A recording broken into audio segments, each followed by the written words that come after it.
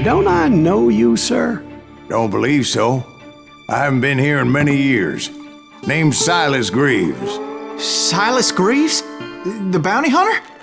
Used to be. What are you doing here in Abilene? Just passing through. Got a little business to take care of. Well, sir, it would be an honor if you would allow me to buy you a beer. Hell, son, it would be my honor to drink it. I'm Molly. Howdy. I'm Dwight. That's Jack and Steve. Ben's behind the bar. Oh, I bet you got some great stories. A couple. Any of them true? Jack, be nice. A few. What about your shootout with Henry Plummer's gang in Bannock, Montana? Is that where you started as a bounty hunter? That's what it says in this here dime novel. Don't believe everything you read in them dime novels, boy. First man I hunted was back when I was riding with Billy the Kid. You knew Billy the Kid? Damn right. That scrawny son of a bitch had no fear. Wouldn't back down for nobody. I heard he collected the 10 stars off any crooked lawmen who crossed him. It was a war, boy. The Lincoln County War. And Billy promised his regulators would take the life of every bastard who helped bushwhack John Tunstall. Kid had a big chip on his shoulder and a hair-trigger temper. Made him dangerous as hell. It was about 30 years ago. Billy was hiding out in an abandoned farm near Stinking Springs. I threw in with the kid because the man I had sworn vengeance on was riding with Billy's enemies. But before I tell you why I want that sumbitch dead, let me tell you what happened that day. I was heading back to the hideout when suddenly I had this funny feeling. Funny, ha-ha? No, Steve. The other kind of funny.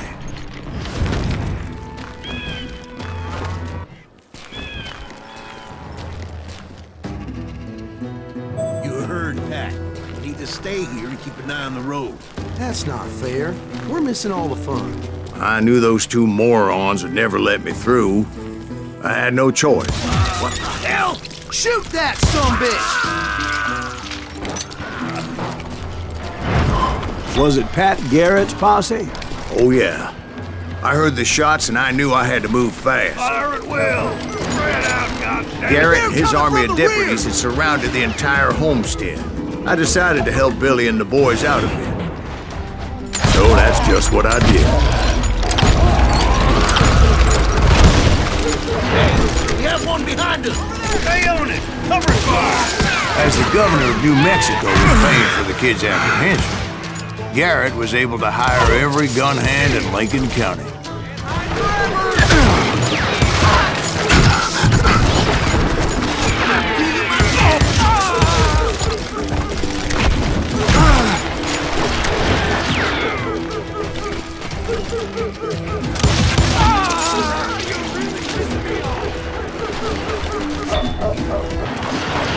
Watch out!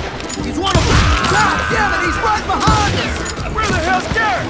Never around when you need it! Come on! They send these sumbitches running!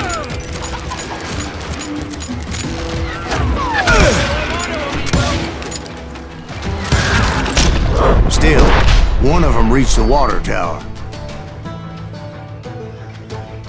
Not a bad idea. It would be a turkey shoot from up there.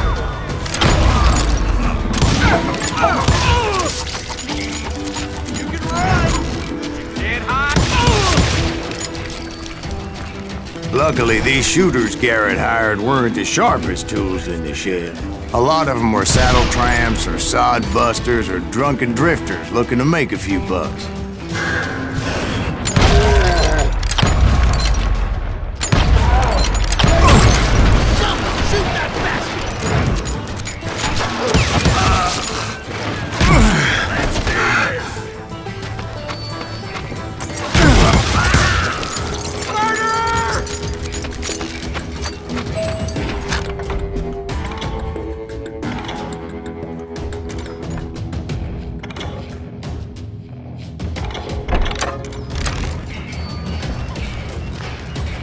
Then, I heard a friendly voice yelling at me from the window. "Back door! We'll cover you! Try aiming, you idiots! Truth be told, things weren't much better behind the house. I cut their numbers in half, but that just made the ones that were left twice as mad. They made up for their lack of skill with a seemingly endless supply of ammo.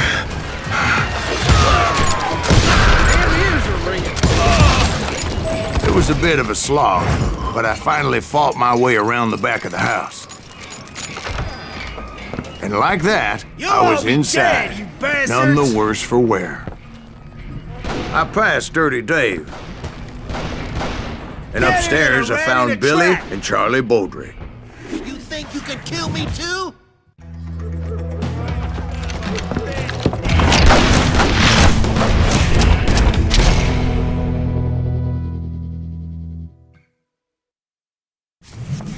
Billy looked at me and said, "About time, amigo! Grab a gun and get to the window!" Wait, so you were friends with Billy the Kid? Yeah, sort of. Anyway, we were surrounded by dozens of deputized shooters who wanted to do us harm.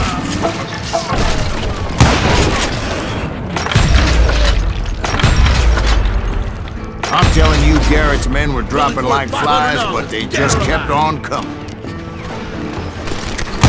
Keep this up all day! Damn! I think I got one! Where the hell did Garrett get? That's when Charlie got hit. "They're catching us in a crossfire," shouted Billy. "Get to the other side!" I can't hear you!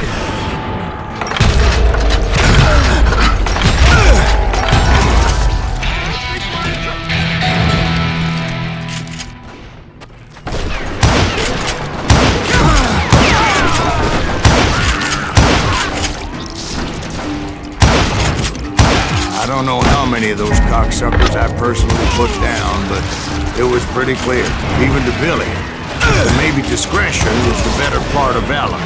What's that mean? It means that it was time to cut and run. "They got a Gatling!" Billy shouted. "Get the horses and bring them round back. I'll draw their attention." He directed that order at me, and I thought, why the hell do I have to Make do a it? run for it! Those poor sons of bitches are Many done would have for! fled in my place. But I had that false sense of invincibility that many young men have. Like Jack here. What are you saying, old man? Jack, he's just joshing with you now. Yeah, he better be. Mr. Graves, please continue. Please call me Silas, ma'am. Now, where was I? You were heading for the barn. Right.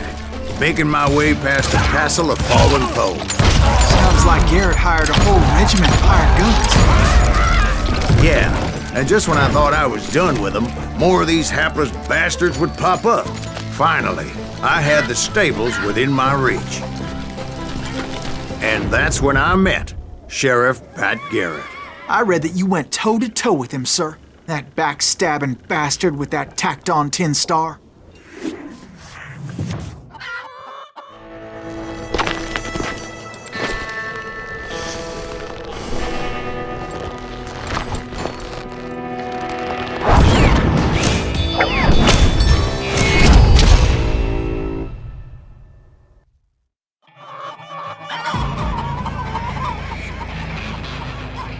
You challenged him to a showdown. You read that in a dime novel? It said he showed no fear as he took your measure with eyes like a rattlesnake.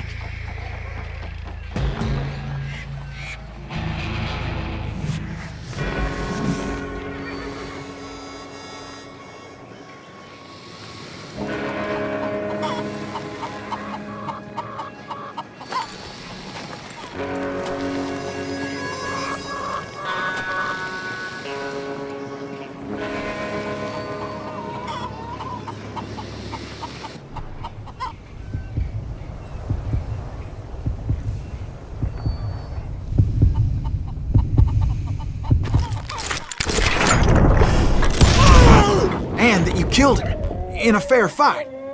Is that what that Penny Dreadful said? No, boy. That ain't what I meant when I said I met Pat Garrett. So let me start again. I finally reached those damn stables. After the fight, maybe we could treat ourselves to some fried chicken. And stepped inside, and bam! Last thing I heard was Garrett's voice. That's not Billy. And go on. How did it end? And, boy, that was just the beginning. So what happened? Did Garrett arrest you? Yeah, after I came to, the bastard had clocked me with his Colt.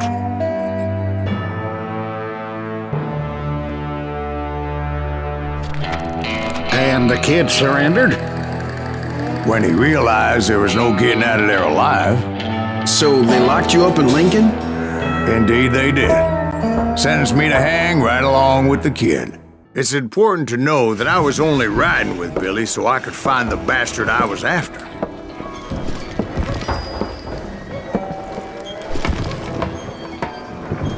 He was with John Kinney's gang, and they were sworn enemies of Billy's regulators.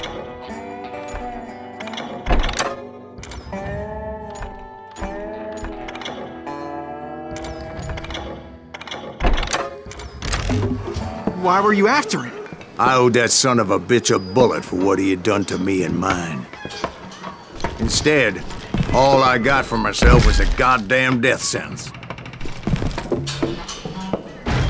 Luckily, it was right around then that I heard Billy make his move. He shot Jim Bell and a few other guards as he made his getaway. Later, they wrote that some lady friend planted a pistol for him in the privy. What the papers didn't say is that Billy helped me escape, too.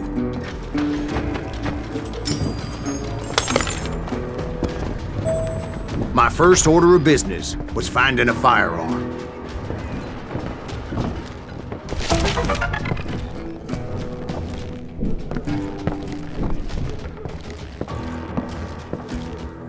Luckily, I located Deputy Bob Ollinger's mean-ass shotgun.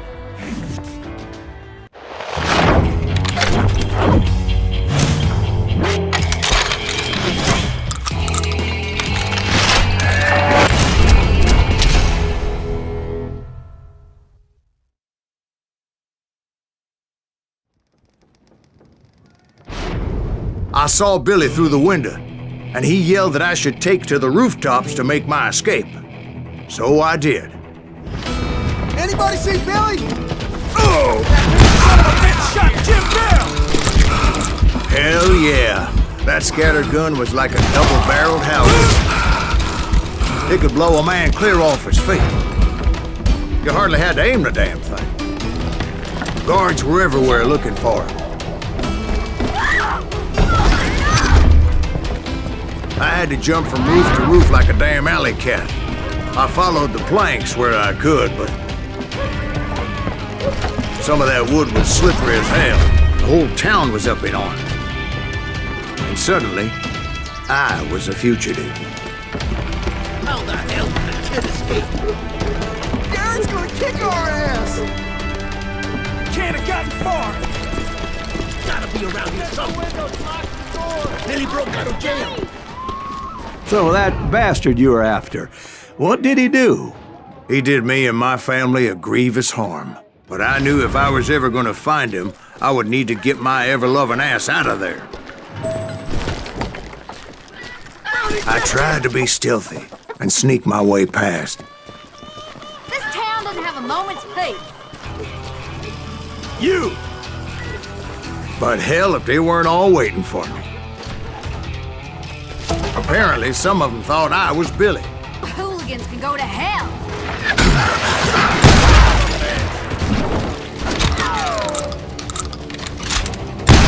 You maniac! He's in town somewhere. See, me and the kid shared a certain similarity in build and color. I was just glad I had Deputy Bob's mean-ass shotgun. They're shooting in the street! I'm here. Good Get your headstone! So much lead was whizzing by my head, it was like everyone in Lincoln wanted to put me in the ground. I knew I needed to find a horse. Though I never did have a great fondness for those four-legged grass eaters. Smelly, sweaty, ungrateful beasts. We prize them too high, if you ask me.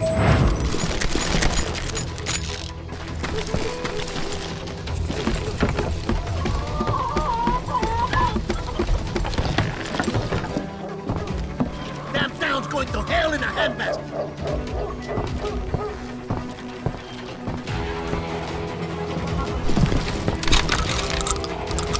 But where was the kid while you were busy getting shot at?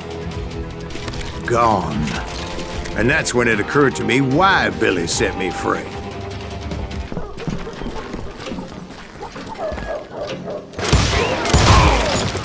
There he is!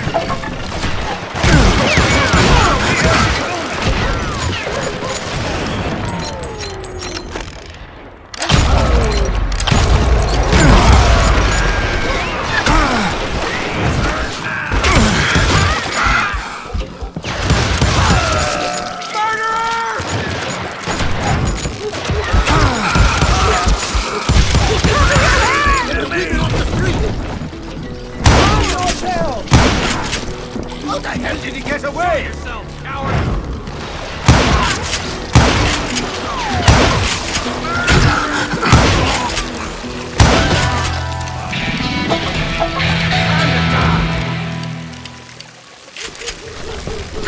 Let's do this! Finally, I found what I was looking for. The stables on the edge of town. I guess Billy saved your ass, taking out Bob Ollinger the way he did. Billy didn't kill Bob. Sure he did. He dispatched him right after he shot Deputy Bell. No, sir. Because Bob came right up behind me, angry as hell that Billy had lit out. "Hello, Bob," I said. "I think you better let me go." And he says, "I don't think so, boy. Not with my shotgun." So we stood there and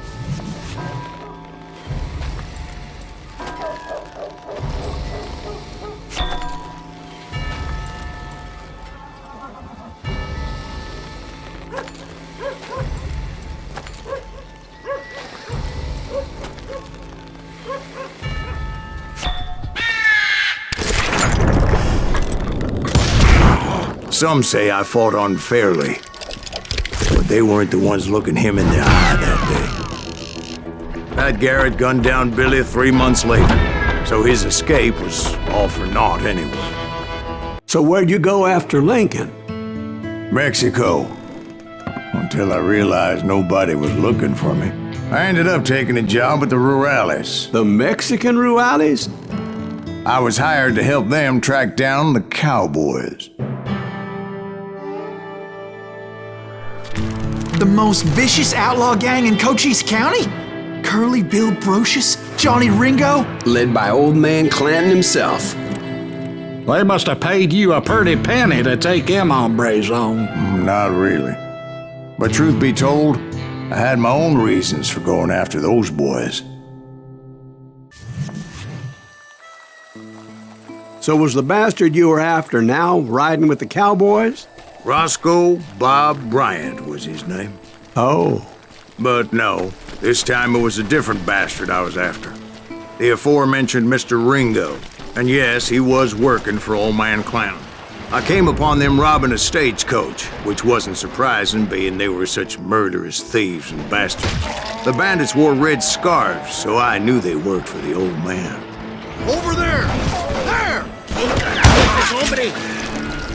I did my best to help those poor passengers.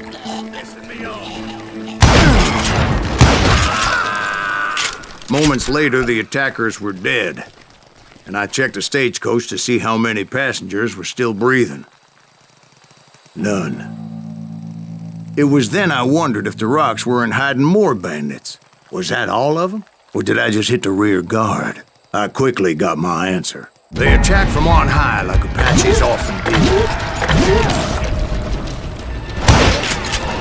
They would appear in great numbers from above and rain down lead on their hapless enemies' heads, making use of the high ground and whatever else they had. Yep, the Apaches always appeared out of nowhere, and there never seemed to be an end to them. Hold on. Were you attacked by Apaches? What happened to the cowboys? Did I say they were Apaches? I said Clanton's cowboys attacked me Apache style. I was in a pitched battle, but I was holding my own against an overwhelming enemy force. See, at the time, I was still pretty green, but often blunder into regrettable situations. But I just kept shooting at anything I could see up in those damn rocks. I didn't see Ringo, but I knew he was with the cowboys. He and Roscoe Bob had done me a dreadful wrong, and I was determined to have my revenge. But to get to Ringo, I knew I'd have to fight my way past these other assholes first. Unfortunately, I was running out of ammo. Another perfect example of my relative inexperience as a hunter of men. I immediately knew that a tactical retreat was called for, as my vengeful fury was much less impressive without the bullets to back it up.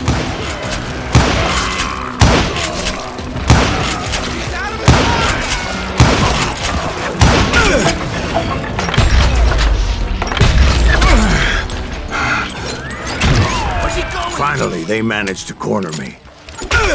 Trapped as I was, the odds of my survival seemed pretty slim.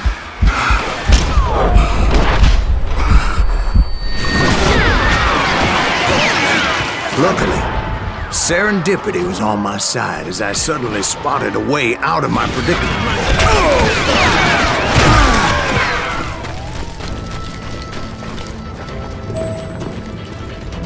I ran ahead as if the devil himself was after me. Bullets were whizzing by my ears. I just kept running like there was no tomorrow. Because there wouldn't be if Clanton and his men caught up with me. As I was scurrying around those caves, I thought, what was I thinking, going up against a gang like this?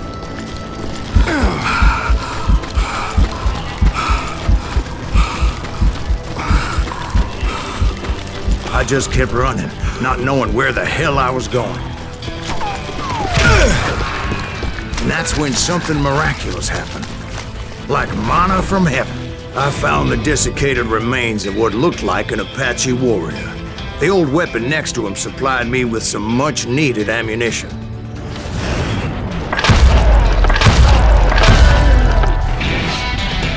Pat Masterson once told me it was more important to be lucky than good, and he would know. And imagine my surprise when I found a fistful of dynamite to go along with that ammo. That stroke of good fortune evened the odds and bolstered my confidence. It was time to turn the tables. Time for the prey to become the predator. Time for the hunted to become the hunted. Time... All right, Jesus, we get it. They were right where you wanted them. That's right, Jack. I was done running, and the old man's boys were not expecting that. No, sir. I came at them like a wildcat. My fury knew no bounds. It was finally time for that old man to pay for his sins.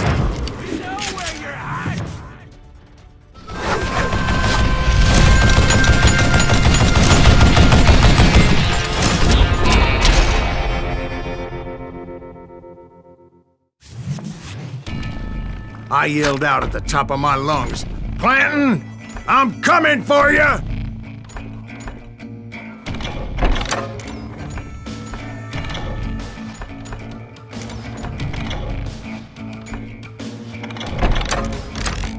A little stealth might have made more sense, to be perfectly honest. Because that old fool had a Gatling gun and enough bullets to last him till kingdom come. But I knew I could not let that deter me. Not if I was to find and kill Ringo. I needed to get that old man off that gun. You one stupid son of a bitch.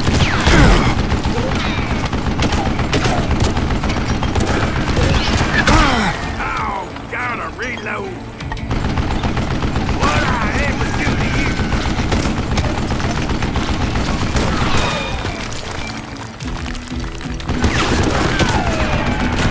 Wait, goddamn bullshit.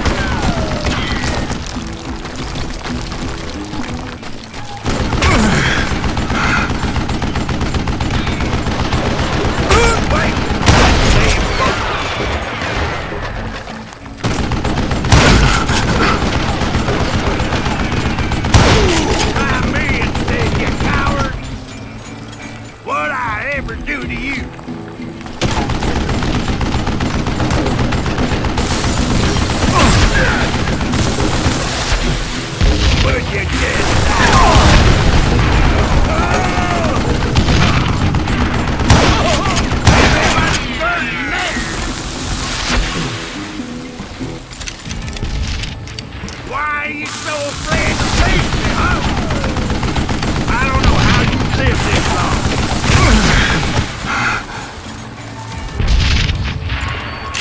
long. Apparently, one of the cowboys made it out of there alive and told Ike and Billy Clanton that it wasn't a Mexican who took their father's life that day. They just assumed it was one of the Earps, and that little misunderstanding eventually led to that legendary gunfight at the OK Corral. A few weeks after that dust-up at the OK Corral, I was still after Johnny Ringo. I had tracked him and the cowboys to their hideout at a sawmill, and they were loaded for bear. So what exactly did Johnny Ringo do to piss you off? Well, him and that other bastard.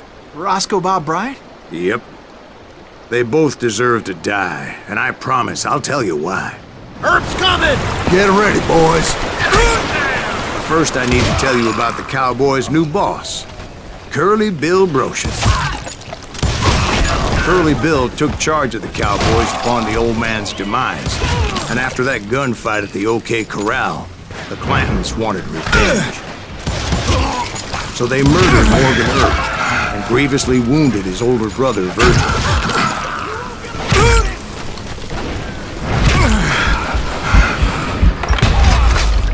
Doc went on what became known as the Vendetta Ride, hunting those outlaws down. So when I showed up, that's who they thought I was.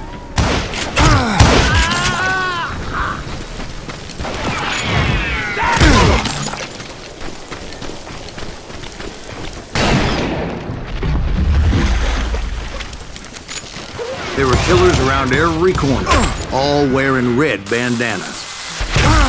That's how the Cowboys identified each other, and I was beginning to wish I had one myself. I wasn't about to let Ringo walk away unscathed, and that's what drove me forward. They say that Ringo was infernally fast. I hardly saw anyone faster, boy. Certainly not Wyatt Earp. That man was all hat and no cap. Earp wasn't much of a match for him, but Doc Holliday might have taken him. Matt Lunger should have kept his nose out of it. They never charged anyone for the murder of Morgan Earp. But everybody knew that Curly shot him in the back. That was common knowledge. Yeah, maybe so. But Ringo had nothing to do with it. He was just being loyal to a friend. Excuse me, sir. I have a question. What's that, Dwight? After old man Clanton died, why didn't his son take over the Cowboys? Because Ike Clanton was dumber than a box of rocks and a yellow belly to boot.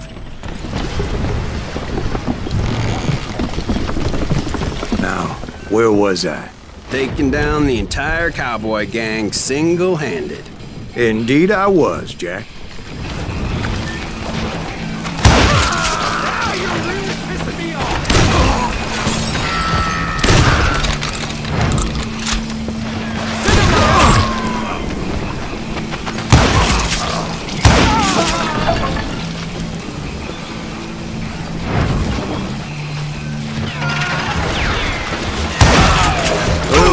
crazy is those boys had good cover.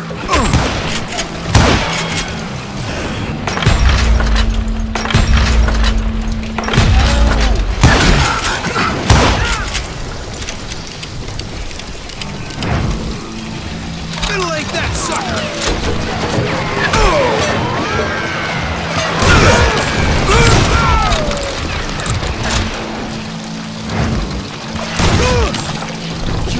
Rule the day!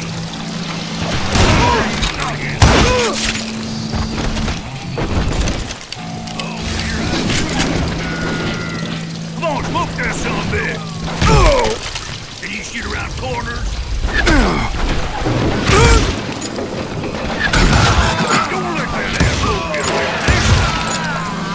In for the kill! Damn it! There were carts everywhere, piles of lumber, and God knows what else for people to hide behind.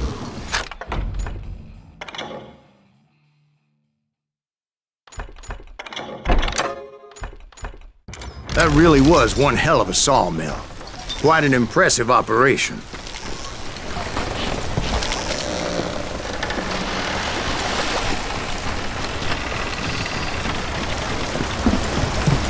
And where was Curly Bill? Did you see him? I'm about to get to that, Ben. Patience. I'm painting a picture here. There was this beautiful waterfall and a crystal clear stream that led to a verdant valley that was truly... Consider your picture painted. What happened next? Well, finally the bastards that were still alive made a last stand.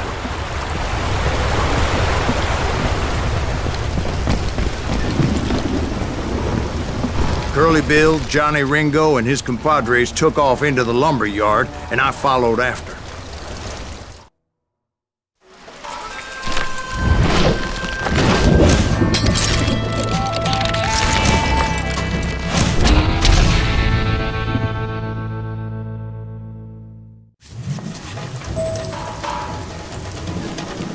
Are you saying they ran? Cowardice was not in Ringo nor Curly Bill's nature. No, sir. I never said they were running scared. They just wanted me out in the open. Time to dance with the devil! You working for Wyatt Earp? That son of a bitch! Kill me, shit! Kill Morgan! You asshole!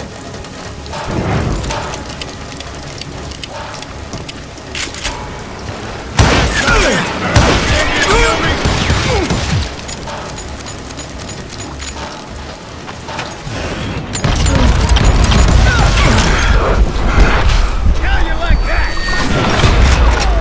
What the heck just happened?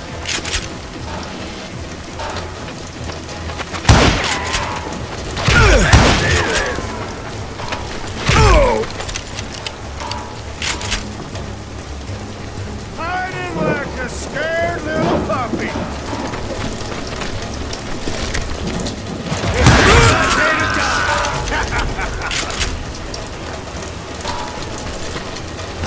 This is it for you.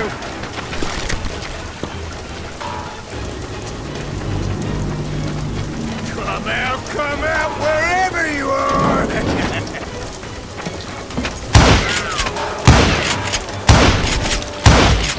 Brocious gave me no choice but to take his life. But Ringo was nowhere to be found.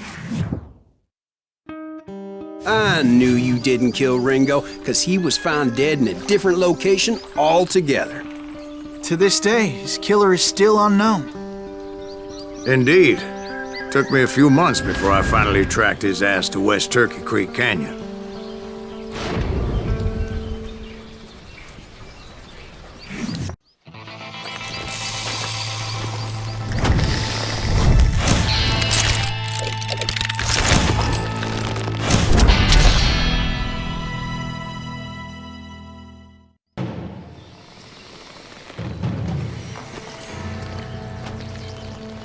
That's incredible, sir.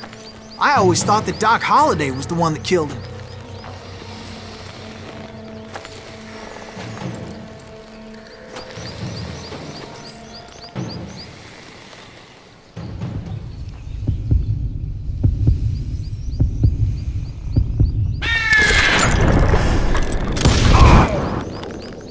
Sorry I had to ruin the legend for you, boy. But the legend ain't always true. Doc Holliday had nothing to do with the death of Johnny Ringo. I was paid a healthy bounty for Ringo and Curly Bill, and realized there was real money to be made. That's why I went after Henry Plummer.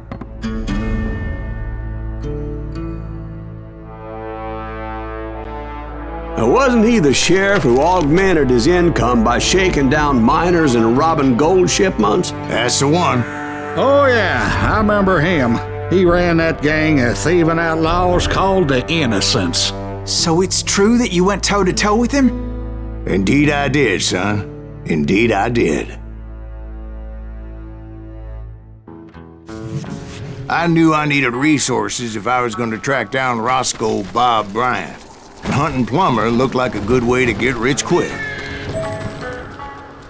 As the local vigilantes exposed him as the leader of the bandits and put a generous price on his head. Plummer rallied his gang to plunder one last gold mine before making their escape, and that's where I thought I'd find him. As my late father pointed out to me more than once, God made men, and Samuel Colt made them equal.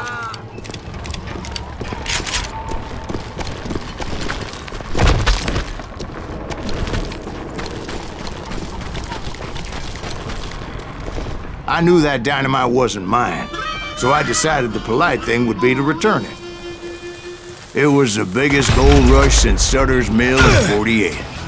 Unfortunately, prospectors weren't the only ones drawn to those riches. There were thieves and killers, robbing travelers and hijacking gold shipments. Like those that ran with Plummer. Some were just regular folks I knew from town, drawn by greed and easy pickings. This is our gold now. Charlie Crow, the blacksmith.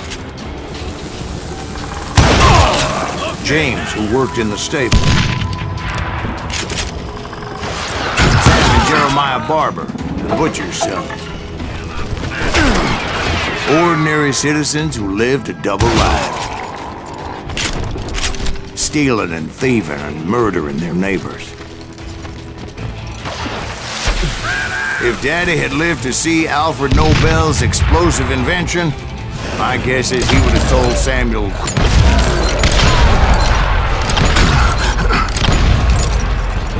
That was just too damn close.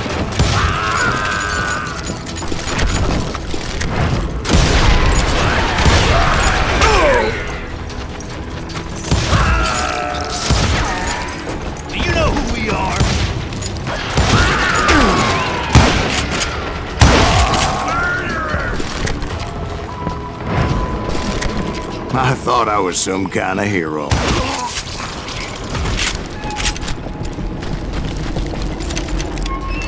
I finally made it past and headed on to meet my destiny. But first, I had something I needed to figure out.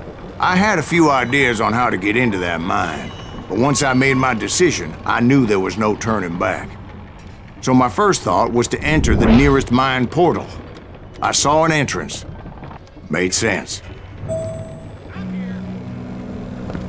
It was the quickest way in, but that also made it more dangerous, as there would undoubtedly be enemy pickets posted along the way.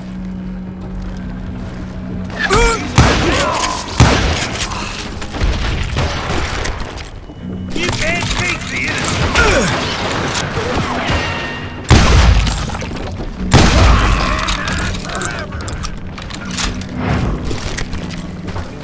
Besides, once you enter a mine like that, it's easy to get all turned around. Some of those shafts could be as deep as hell.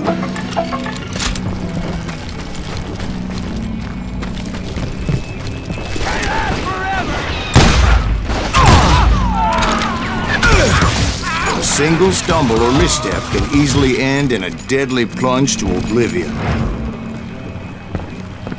Let's do this.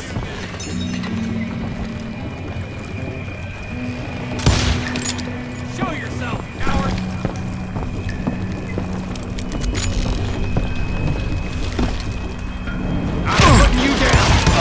reflexes often make up for a lack of common sense. Luckily, I was never one to be easily bushwhacked. I would just need to be careful not to blow myself to kingdom come. With all that gunpowder and dynamite everywhere, a body has to know what he's shooting at. One wrong bullet could have turned that mine into a dad-blasted tube.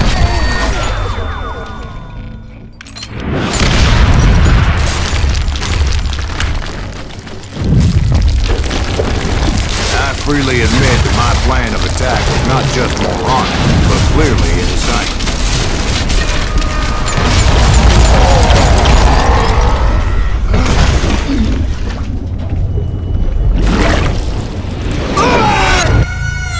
It's a good thing that I abandoned that ridiculous plan before I even tried it. Instead, I spotted a ladder, a way into the mine from the opposite side.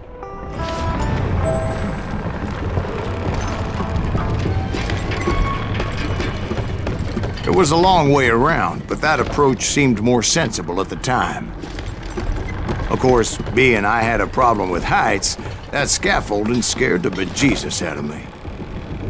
Climbing down that ladder required some caution, because even though I had a younger man's reflexes, no man can dodge a damn bullet while climbing down a rickety ladder.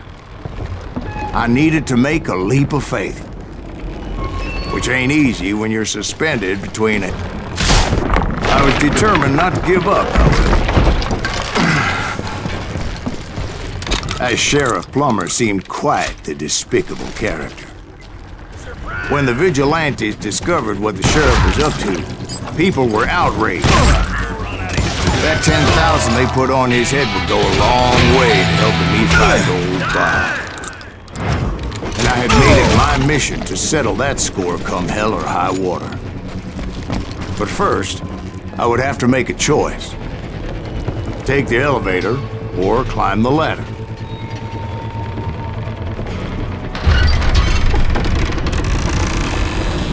I picked the more convenient and more dangerous route.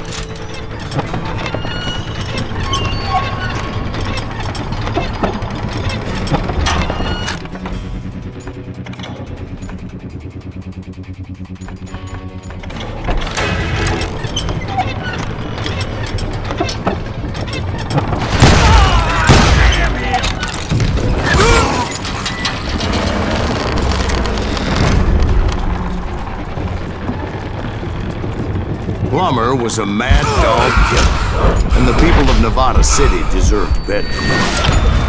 Nevada City? Well, I thought Plummer met his maker in Bannock, Montana.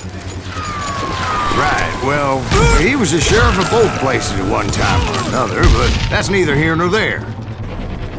The point was, taking him down would save a lot of lives, including my own.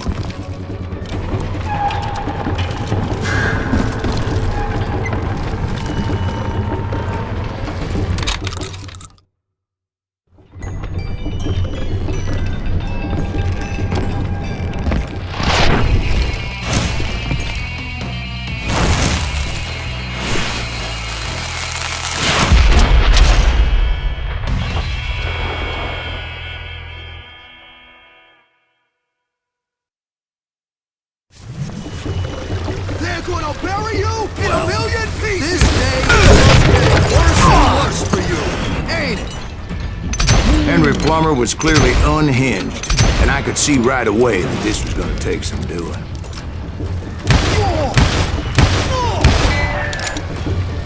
I'm going all medieval on your ass! Gonna blow you into next week, boy! Oh, God damn it! I need some help here! Come on, boys! Take this cocksucker out!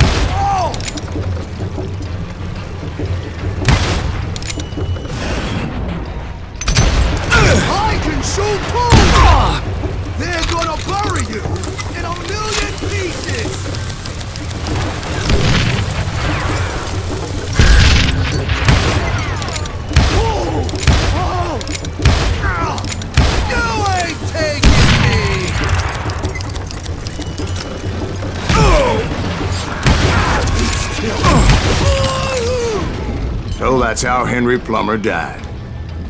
Him and his crew were worth their weight in gold. And now, I was officially a bounty hunter. So, did you finally go after that Bob feller?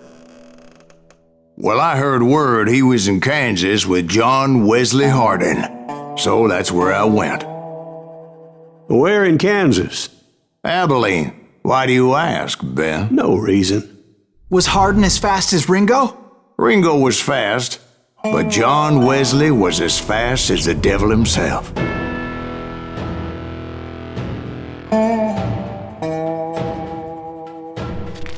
Hell, he killed his first man at 15. From that day forward, he had a price on his head and wouldn't back down for nobody, not even Wild Bill Hickok himself. I dodged death many a time, and that night in Abilene was no different.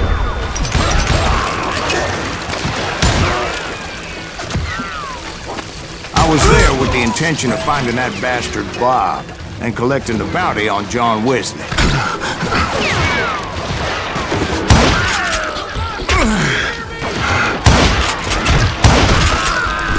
I thought the Texas Rangers got Hardin. Yeah. That's what they want you to believe. It was cold in a witch's tit and a brass bra that night as I fought my way past his loyal compadres to the very same saloon we're sitting in today. Look around and imagine this place painted in blood. Hardin was waiting for me, and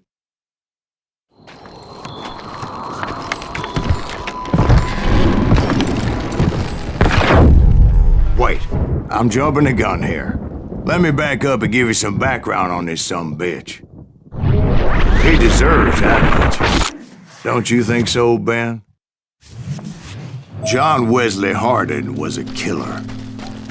By the end, he confessed to taking the lives of 42 men.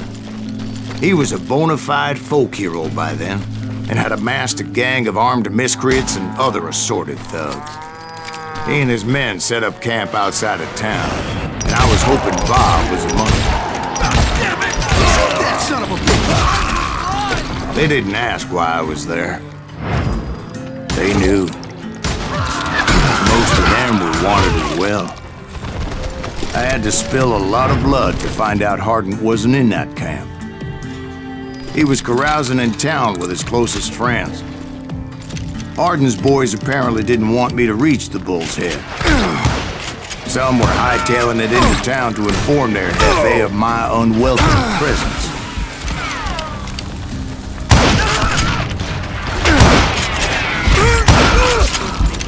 Sorry, son of a bitch! Tell Hardin someone's coming for him!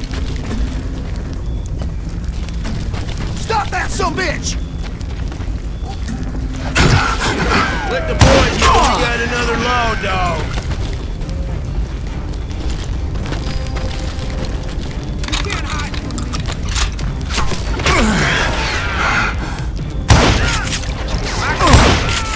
I wondered if Bob was among them.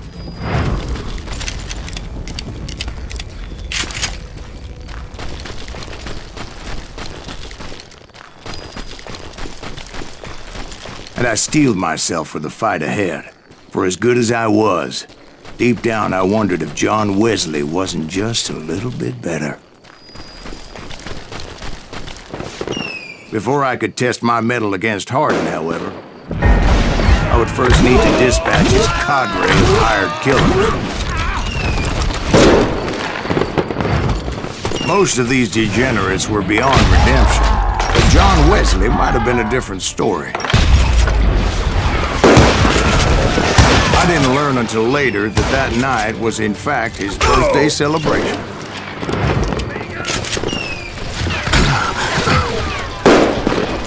You think you can kill me?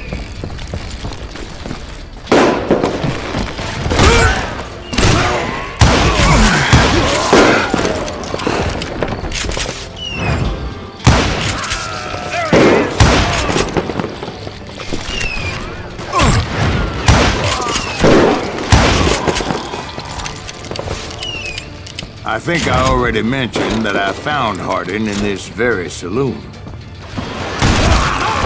Suffice it to say, nobody there was happy to see me.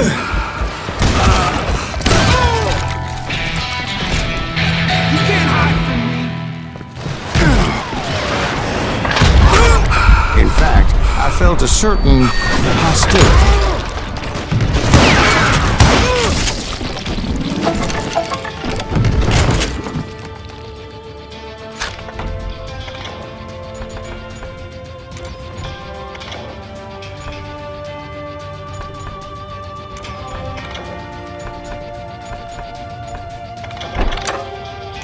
Yeah, you know you can't beat me.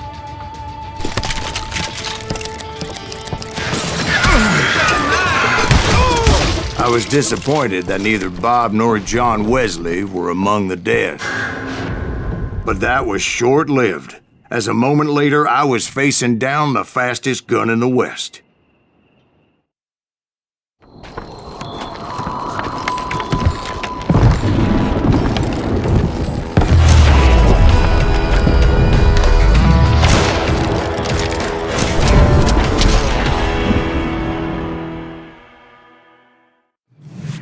I felt a bolt of adrenaline, or maybe that was fear. He was well known for his tricks, and I knew I'd need my own if I was ever to defeat him.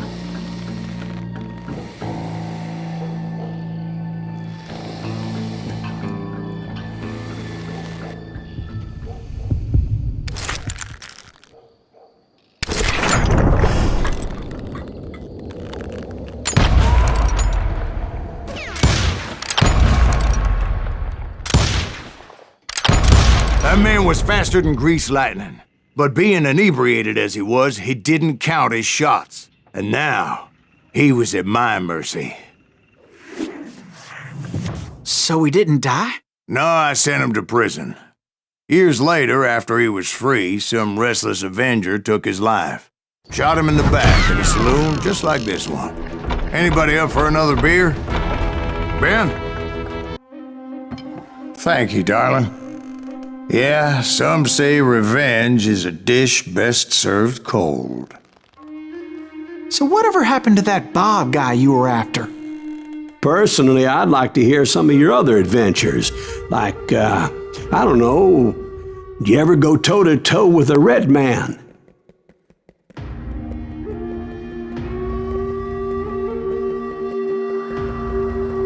Yes, I did, Ben. I remember once I was after this renegade Apache, Grey Wolf. Strangely enough, revenge was also his primary motivation.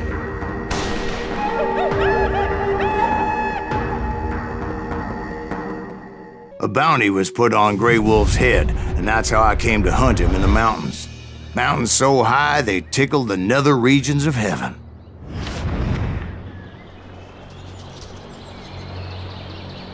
Grey Wolf was a Chiricahua Apache medicine man who had led a war party in revenge for a massacre against his people. The U.S. Army had attacked his tribe during his daughter's sacred sunrise ceremony, and the slaughter was unspeakable. I understood his anger, as there's nothing more traumatic than seeing those you love die in a cruel and painful death.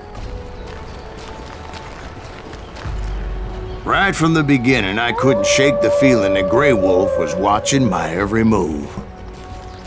He led a band of young Apache warriors who wanted retribution and were more than willing to die for him.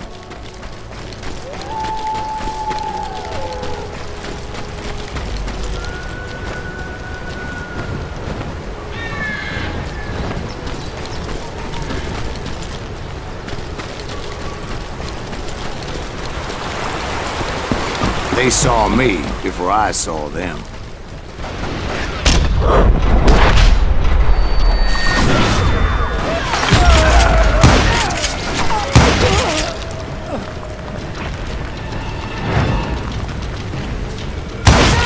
And it crossed my mind that maybe this wasn't such a good idea. But now that the shooting had started, there was no backing down.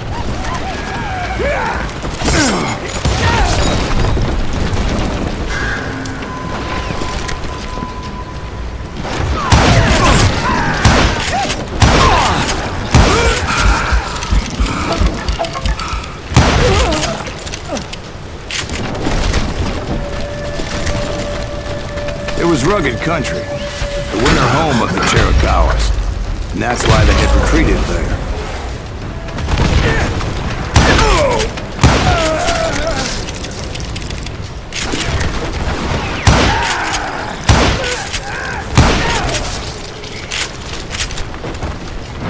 I admit to having some regrets about going after them the way I did. But then again, I got a lot of those.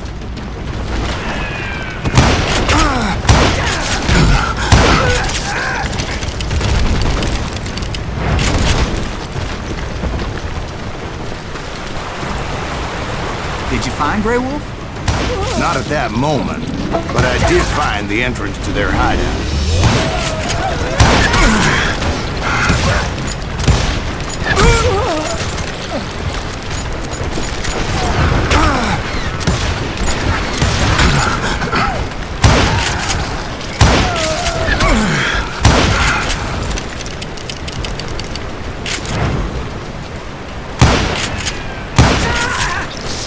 A deep crevice that led to a deeper cave. Don't tell me you went in there. Yeah, but it's not out of bravery so much as pure, angry cussedness.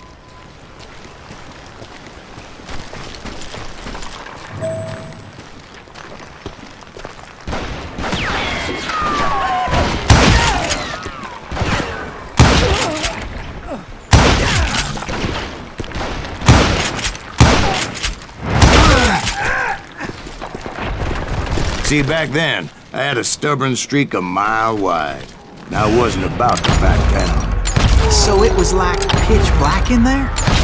Actually, it was pretty well lit, as they had torches on the walls.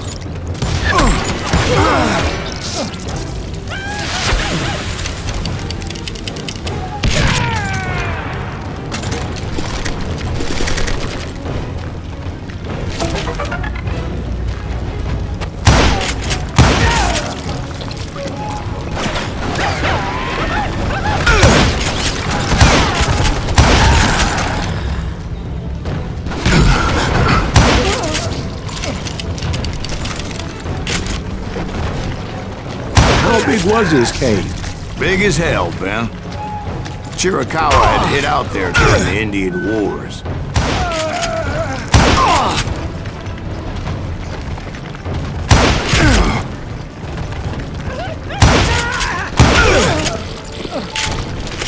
They thought it was haunted with the ghosts of those murdered by the horse soldiers. The cave was haunted with dead Indian ghosts? To be honest, I was more concerned with the live ones than the dead ones.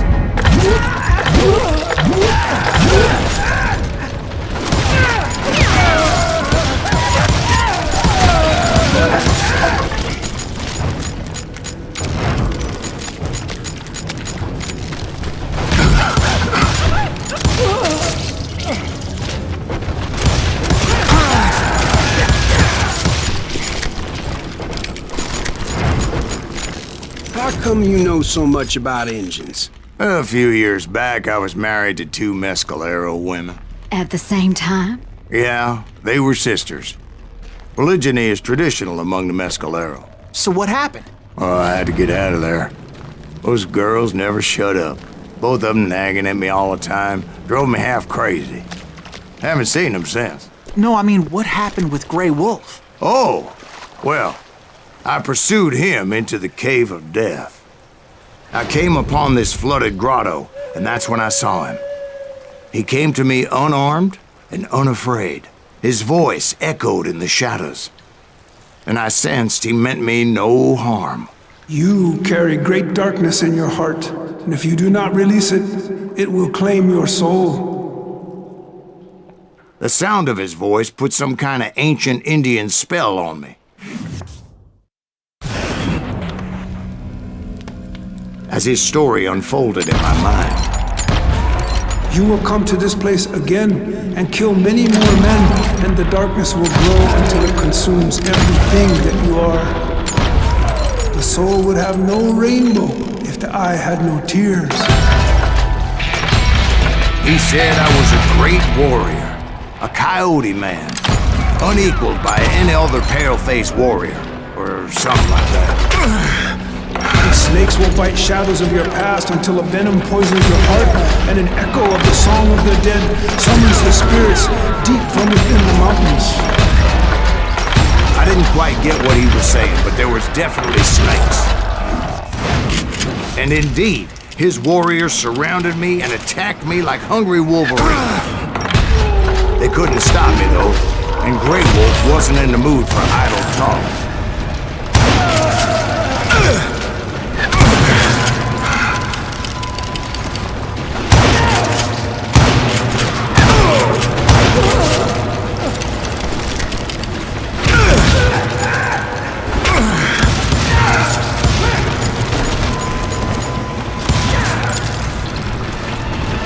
I swear I couldn't see any way out of this trap. But suddenly, one just appeared. Kind of like a miracle.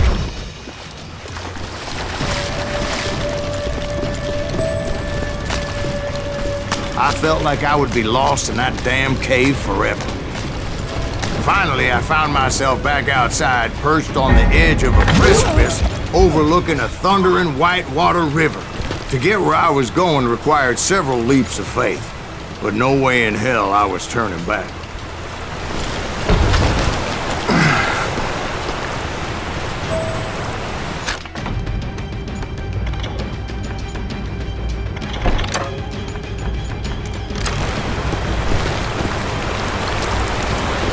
I chased after him, determined to make him explain the meaning of all that mumbo-jumbo. Mumbo-jumbo's right. Are you making this all up as you go? A few details may be fuzzy, brother, but I am relating exactly what happened to me. There were dozens of Apache warriors aiming at me from on high. Dozens?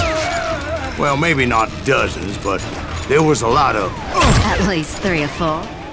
Well, more than that, little lady.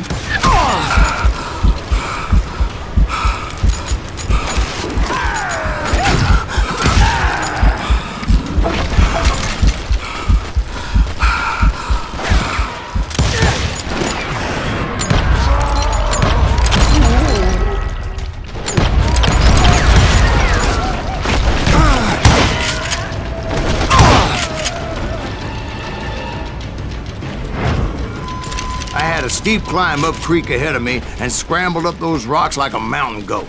I was determined to locate Grey Wolf and find out exactly what the hell he was trying to tell me. And wouldn't you know it, that crafty son of a bitch led me right into a trap. What kind of trap? Well, son, there had to be at least 100 Apaches surrounding me. 100? God be my witness. Oh, come on. Who are you kidding? Hey, I believe you. Come on, tell us how it ended. All right, but I'm not gonna drag this out. Where were we? You were surrounded by 100 Apache warriors. Well, I didn't take the time to count them exactly, but there were a lot of them.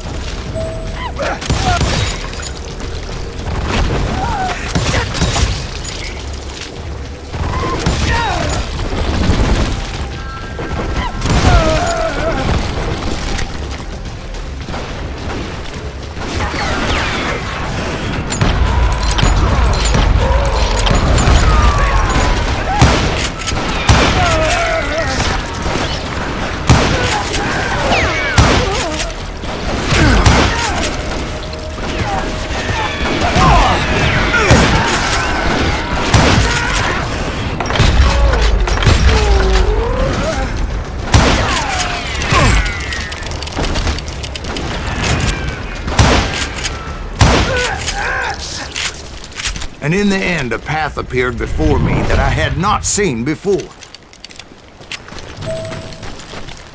I followed it as I desperately needed to find out what Grey Wolf was trying to tell me. But it was like that son of a bitch disappeared into thin air.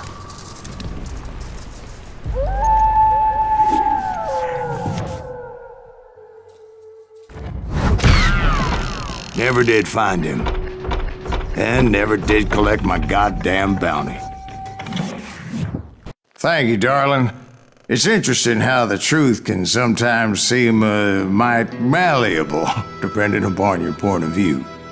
Like how those dime novels make you out to be something you're not? Jack, don't be starting trouble. No, he's right. They do tend to exaggerate. Did they exaggerate your part in taking down the Daltons? Well, I was there in the flesh, boy, so I saw what happened firsthand.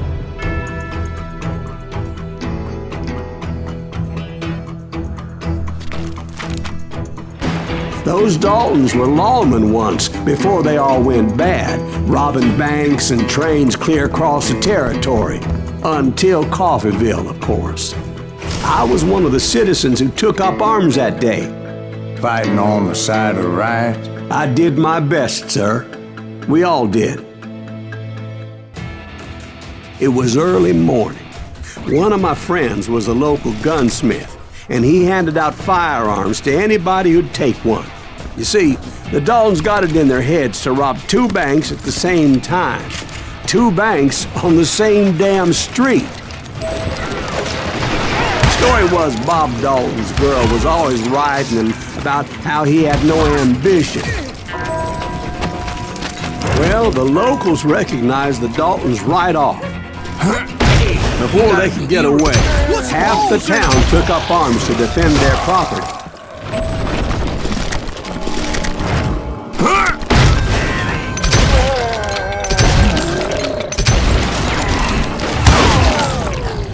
The brothers paid dearly for their stupidity, but everybody knows they had it coming. There's more to it than that. I read all about that day, so I know for a fact that it went down very differently. First of all, it was high noon. A posse of U.S. deputy marshals were on the rooftop across the street. Get ready, boys. They're gonna make a move. The lawmen had been tracking the Daltons for months. Now they finally had them dead to rights. Among them was a bounty hunter feared by many a lawbreaker. The marshals tried to get the Daltons to surrender. They'll give up eventually. You just gotta wait till something bitches out. This bounty hunter knew that the brothers were far too proud to ever lay down their guns.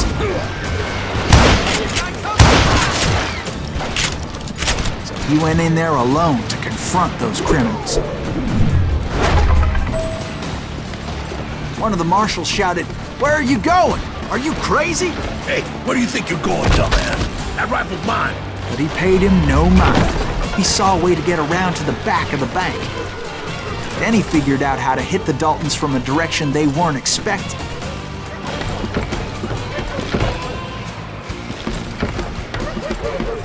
From above. Fortunately, a water tower was right there. A moment later, he was climbing up a steep ladder, laughing at danger as he did.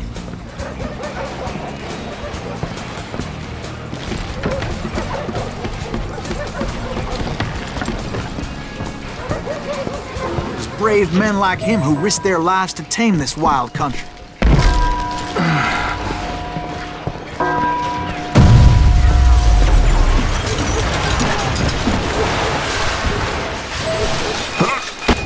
We've got company! Heroic men like him, who did what other men couldn't or wouldn't to make this country free. Is that Silas Green? Son of a bitch! Show yourself, coward!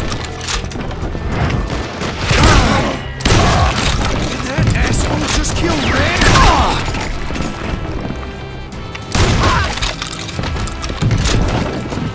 Over there! That's Silas Green! What the hell? Blam! He came away victorious, taking down those thieving dogs. His name was Silas Greaves, and when the dust finally settled, he was the last man standing. Sorry, kid, but that just wasn't the way it happened.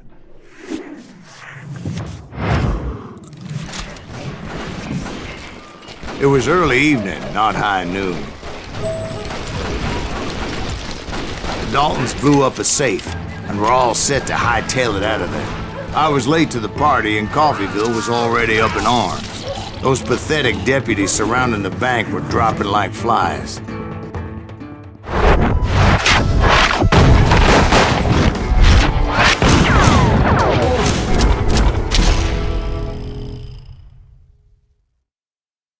I'd been tracking those jokers for months, waiting for them to do something reckless.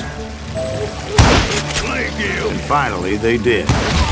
Those stupid bastards decided to rob 2 banks at the same time in the same town where everybody knew them. But they still had friends in Coffeeville. Hey, we got us. What's rolls in them? Those friends came after me like a pack of wild dogs, tooth and nail. They were coming at me from all directions. I caught sight of the Daltons running with the money and didn't want to lose them. Problem was, they knew the town better than I did. And to top it off, I found myself in the middle of another shootout entirely. Did the Daltons hole up in somebody's house? No, it was the Smiths, I believe. They were cousins of the Daltons. And they were shooting at the Browns, who were shooting at the Daltons. Which wasn't any surprise, because those 2 families have been feuding forever. And since the Joneses are related to the Browns, they shot at the Smiths, pissing off the Heimhoffers, whose daughter recently married a Smith. Well, bullets were flying every which way as all the old feuds in Kansas caught fire all at once. There was a hell of a lot of pissed off people in Coffeeville that day. But that's just the way life is sometimes. Shit happens. The Dalton boy...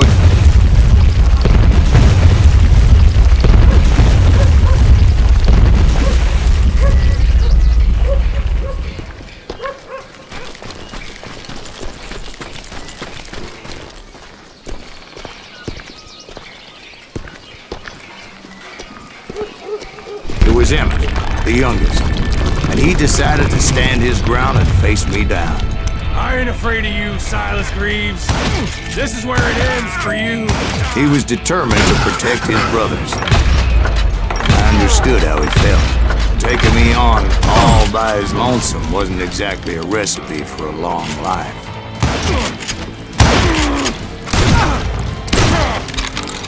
You messed with the wrong... But Emmett Dalton survived the robbery in Coffeeville. He's the only Dalton who did. They say he was shot 23 times. Well, Dwight, who do you think put all those damn holes in him? But I have to admit, that boy had grit. We'll get those suckers! It took me a couple of days to track the Daltons down. They can't get away with this! And in that time, a whole posse of local vigilantes offered to lend a hand. We'll track him to the ends of the earth. They seemed as determined as me to find those outlaws. But as we headed into those swamps, it was like I had my own private army. There was no way those boys were getting away this time.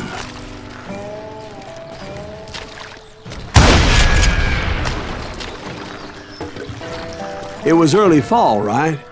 Beautiful time of year. At least you had the weather on your side. Not by my recollection. It was damp and foggy as hell. It was tough to stay on a true course, so we kept an eye out for landmarks.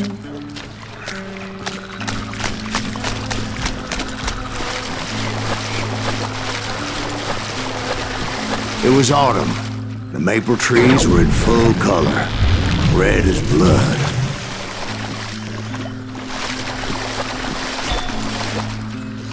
The rains that year were torrential, so the whole area was flooded. The vigilantes had spread out wide, and pretty soon I couldn't see anybody. Bury them in the dirt! Plant them where they stand! Except for some bitches ahead of me wanted to do me harm, so I had to face them alone.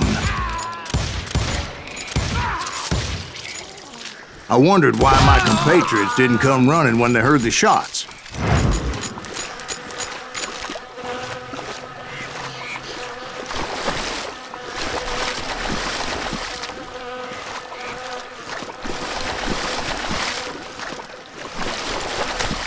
So did you find the Daltons?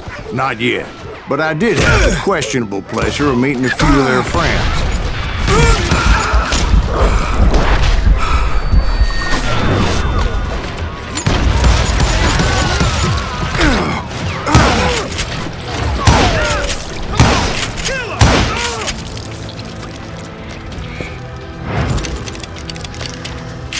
The boys had established quite a reputation by that time, so they attracted all manner of riffraff to their cause. Shoot that asshole! That's it, you son of a bitch!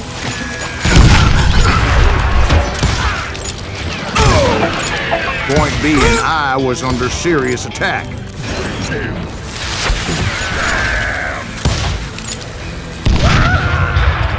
Blowing your ass up!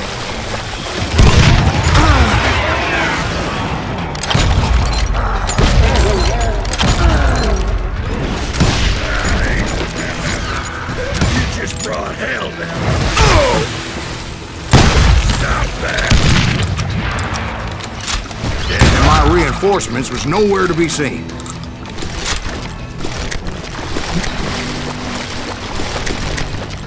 You can run, but you can't hide!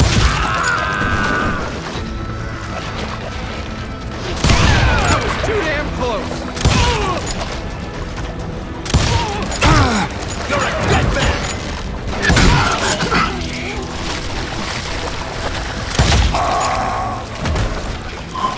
But luckily, a barn materialized as if right before my eyes. I scrambled up top to get a better view.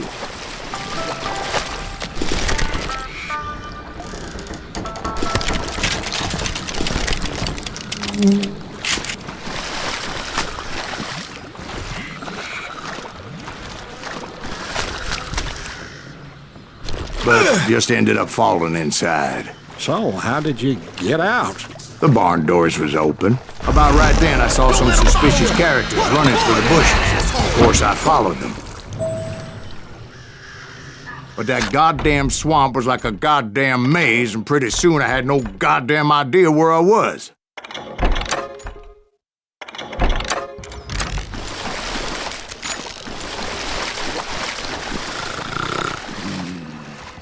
Steve? So I just started walking, and pretty soon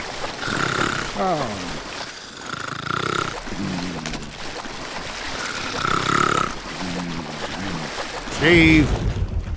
Steve? Huh? Oh, no, I'm listening. Indians surrounded me from all sides.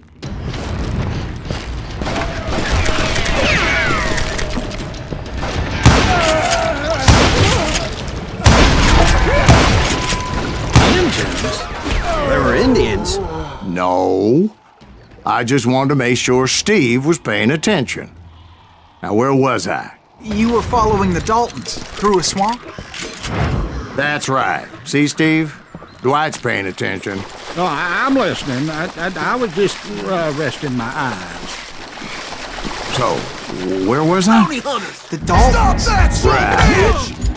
See, there's a reason so many outlaw gangs are made up of brothers.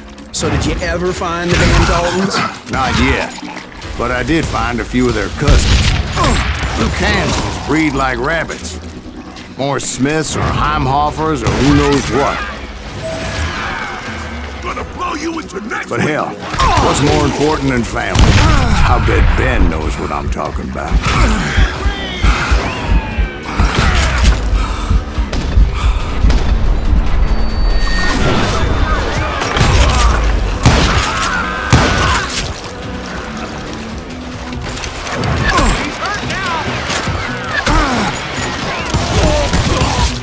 Kill that goddamn bounty hunter!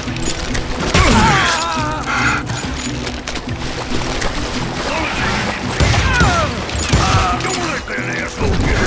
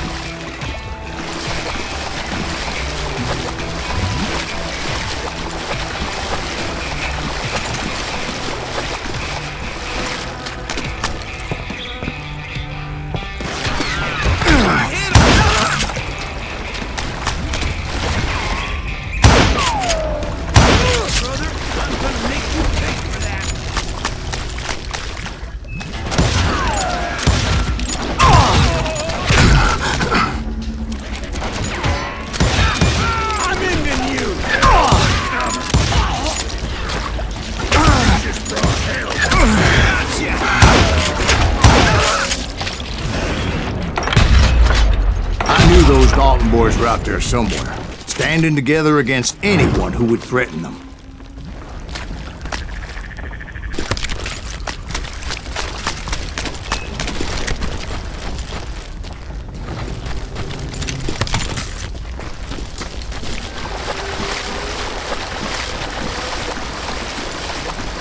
And that's when I saw it.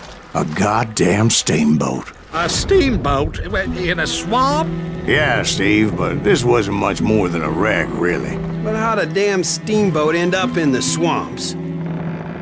Guess it floated off during the flood of '89. Now, was it a stern wheeler or a side wheeler? What?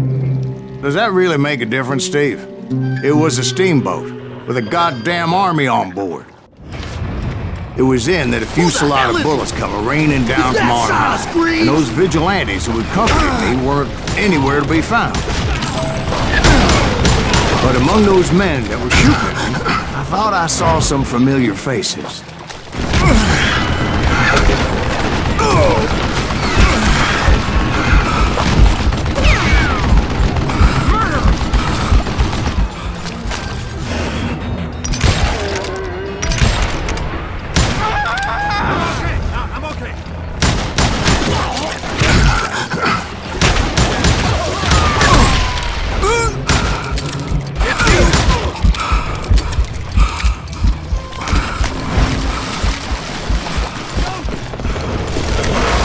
Somewhere up there, the Daltons were waiting on me.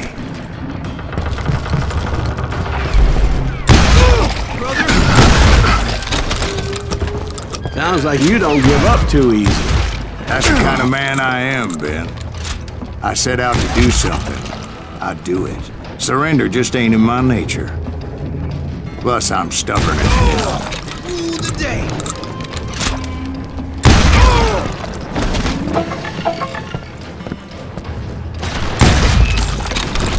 You better hide.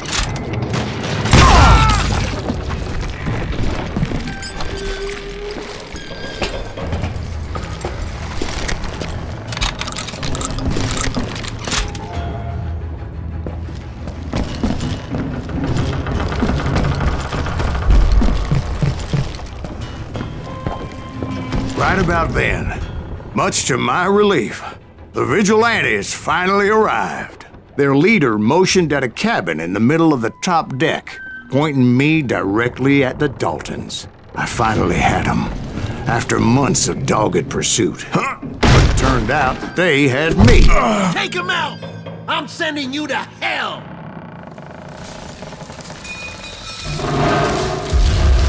The Daltons had played me like a fiddle. After all this.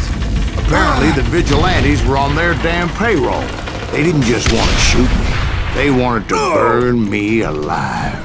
But finding my way out of a burning labyrinth proved to be quite a challenge. It was a riverboat, right? I mean, it's not like it was a goddamn ocean liner. Well, yeah, but I was in a Did you fight. hear about that ship that's gonna launch next year? Largest one in the world. You're talking about the Titanic. If you ask me, it's too blessed big. I don't think they'll even float. So anyway... Don't be stupid, Steve. They know what they're doing. They say that the Titanic is unsinkable. Oh, God. But getting back to that steamboat, how'd you get off it, Mr. Greaves? I took in a lot of smoke that day, so I admit my recollection might be a bit hazy. But somehow I managed to finally disembark. It was time to settle this once and for all.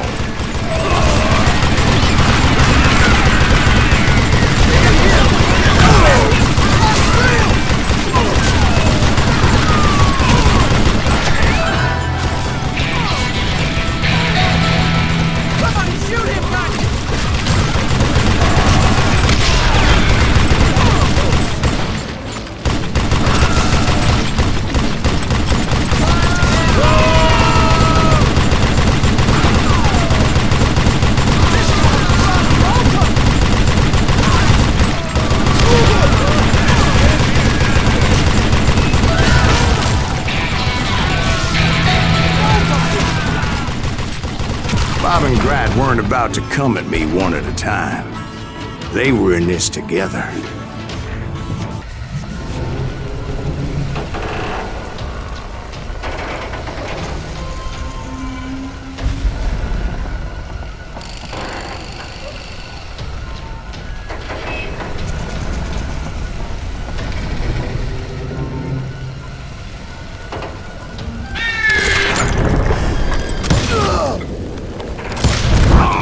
they got it wrong.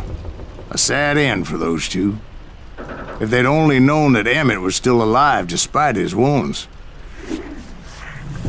Paroled 14 years later, he moved to California and sold real estate and lived off the legend of that fateful day. My own brothers died tragically as well, truth be told.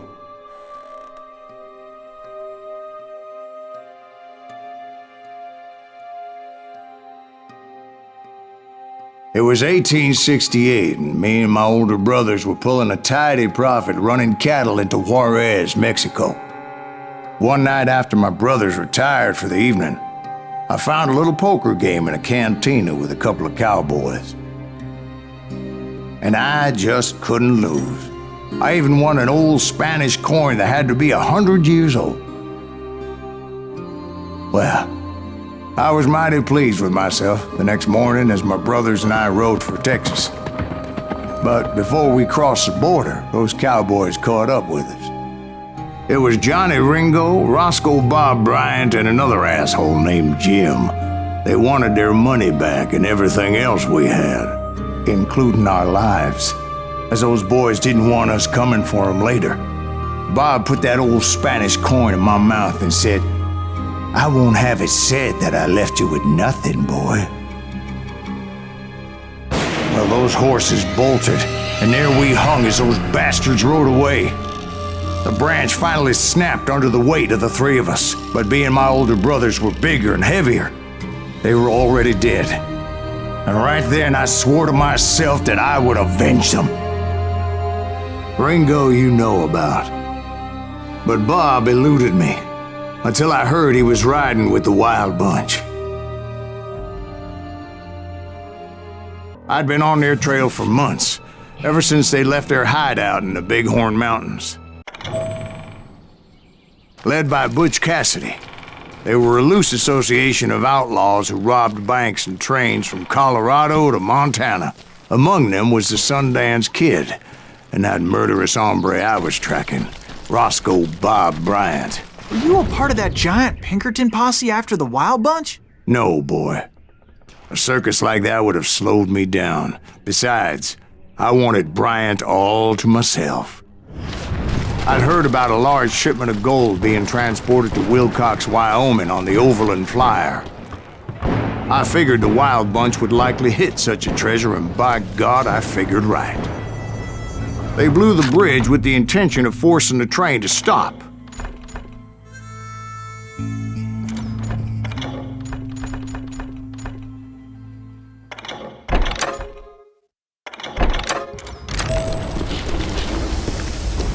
Well, I assumed the Wild Bunch was likely in the still intact part of the train high above. I was determined to make that sumbitch Bob pay for what he did to my brothers.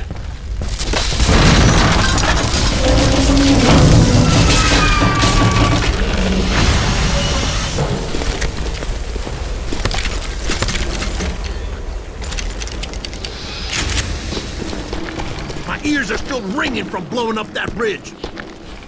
What'd you say? I can't hear a god. Well, I made my way off unscathed and came upon a few members of the gang and had no choice but to dispatch them. From there, I had to negotiate an even more precarious route.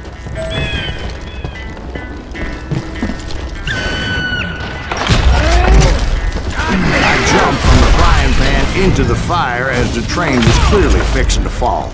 I had found the gang, but in order to find old Bob, I needed to fight my way forward past a whole passel of desperados. Outside, inside, any way I could, I made my way towards my prey. Well, what about the passengers? It was mostly a freight train, as I recall. There were no passengers aboard that day. As I mentioned before, I am not fond of heights, but I was too busy dodging bullets to worry about falling to my death. Odds were I was likely to die that day anyway, so I was determined to take down as many of those bastards as I could. Time to fill you full of lead. times, it was like shooting ducks in a shooting gallery. Says these damn ducks shot back.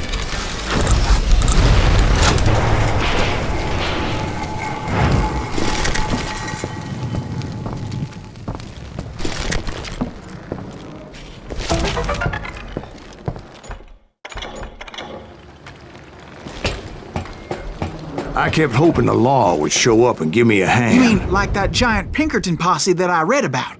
Did they come riding in, guns a-blazing to help?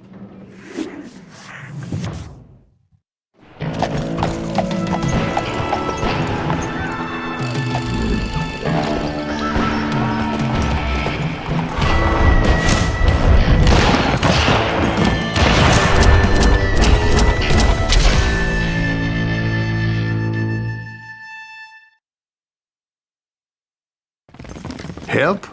From the Pinkertons? No, son. I had to fight the Wild Bunch all by my lonesome, as usual. Who the hell is that?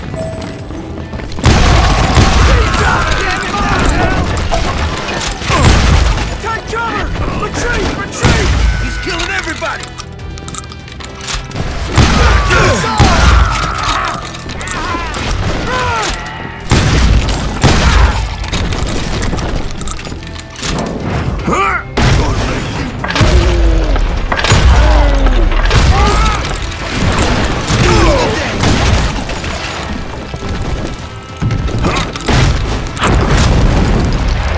Guess is those dime novels didn't portray this as it happened, did they? Only a few stragglers were left. I had to cut them down pronto if I was gonna stay on old Bob's trail.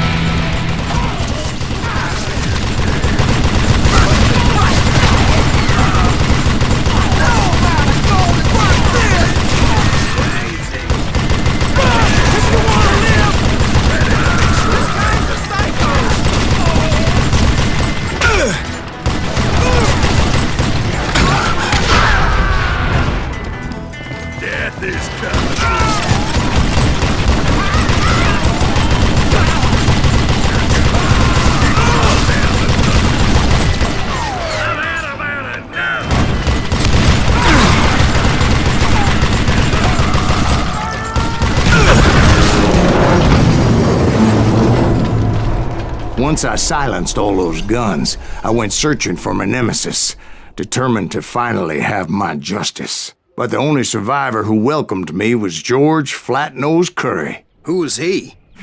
The fastest gun in the gang. Right after Sundance, I mean. And Kid Curry, and maybe Elsie Lay. Though some folks might dispute that.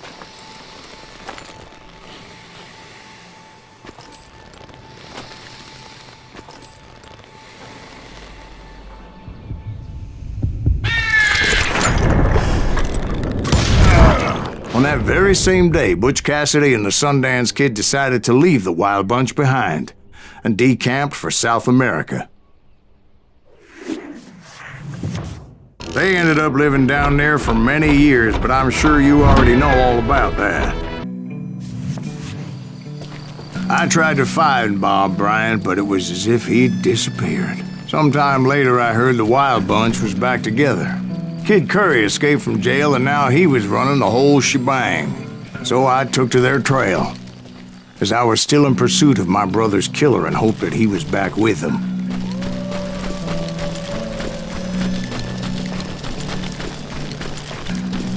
That Kid Curry.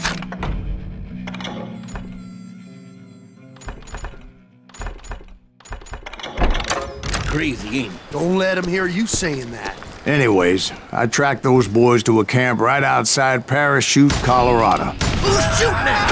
We're under fire! Being outnumbered, I didn't bother with a warning shot. I just started taking those bastards down.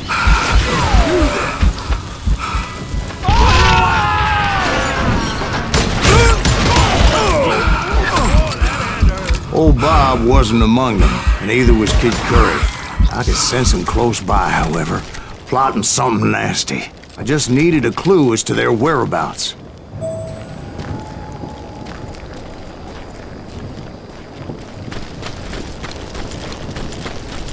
And I found one.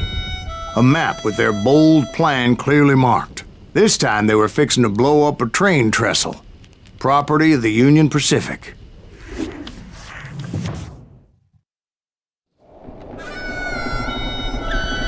The plan clearly indicated how they were fixing to undermine several of the weakest wooden supports.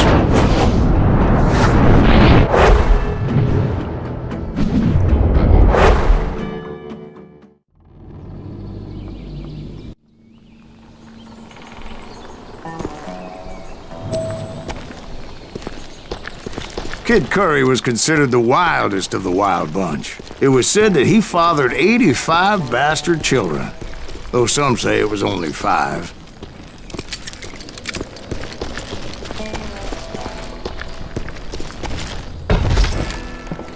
Kid Curry had bragged to a whore how he was gonna rob a train heading to the U.S. Mint in Denver. And that whore, Fat Sally, she told me. The bridge was rigged with dynamite, so I decided I'd best be careful confronting those bastards.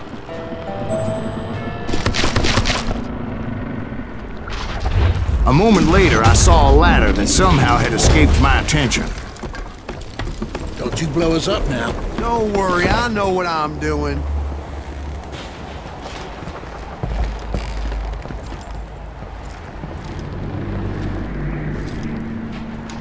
Damn it! What the hell? But the wild bunch did not take kindly to my presence and attempted to blow my head off. It appeared the kid had found a number of new recruits to bolster their ranks. Guess there's always desperate men willing to trade their lives for stolen treasure. What happened next? Well, having removed the first bundle of dynamite, I decided I might as well remove the other one. Once that was done, I figured I'd find my way.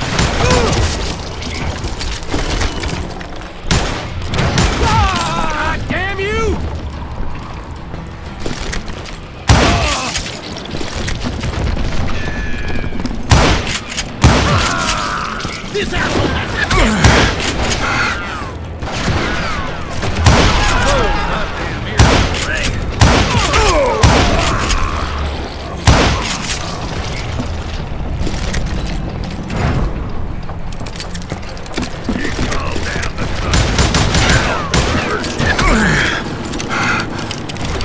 I'm gonna blow your damn head off. So, what happened then? Had to remove more of that damn dynamite.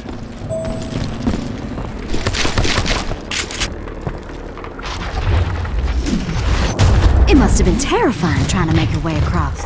I was sweating it a bit, but then I noticed a footbridge tied up on high, so I shot the rope.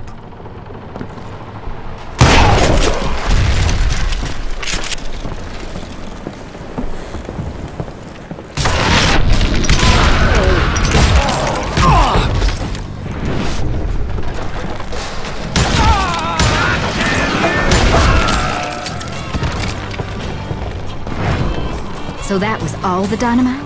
Funny you should mention that, darling. As actually, there was a 4th charge impeding my progress. Once I removed it, my path was pretty clear.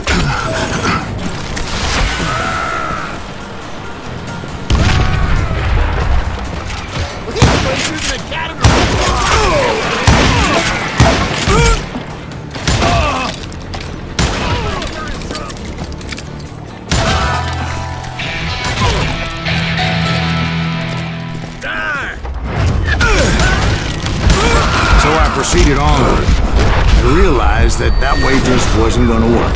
I needed an alternate path forward.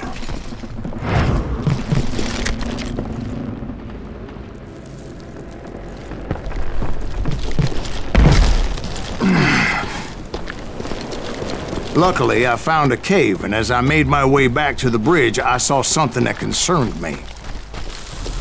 It was a long, burning fuse, and it was moving fast as hell. I had to catch it.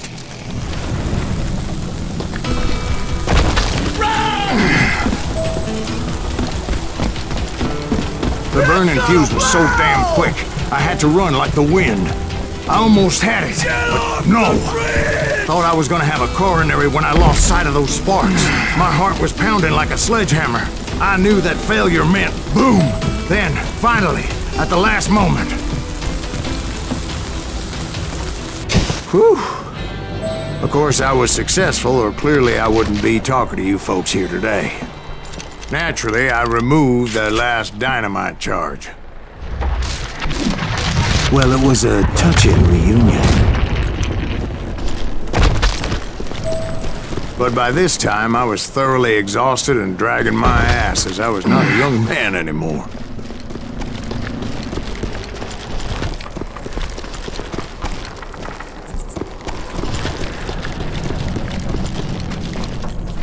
Kill that SOB!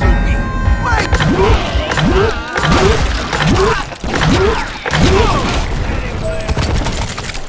Who the hell is that guy? He's Tracer and Kid Curry asked me! Nuttier than a damn fruit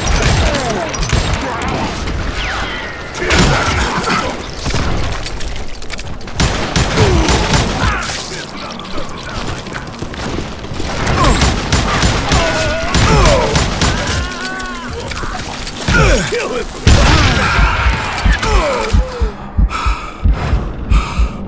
You can't hide from dynamite!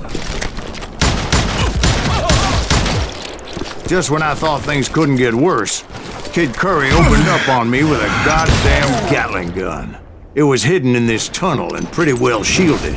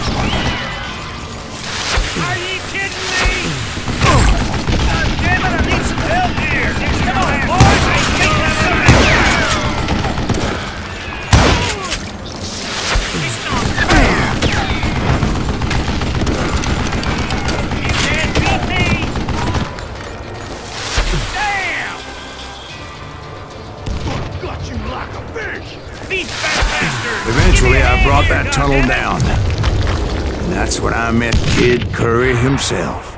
He had decided to stop pussyfooting around and deal with me personally.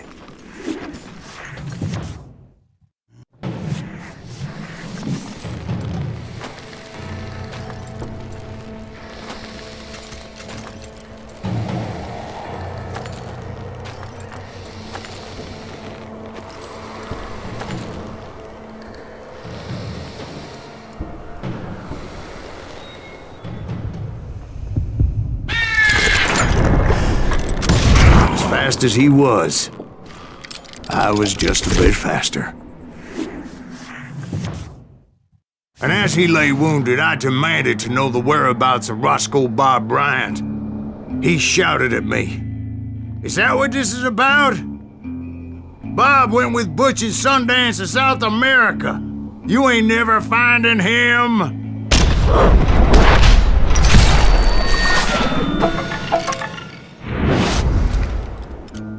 Those were his last words.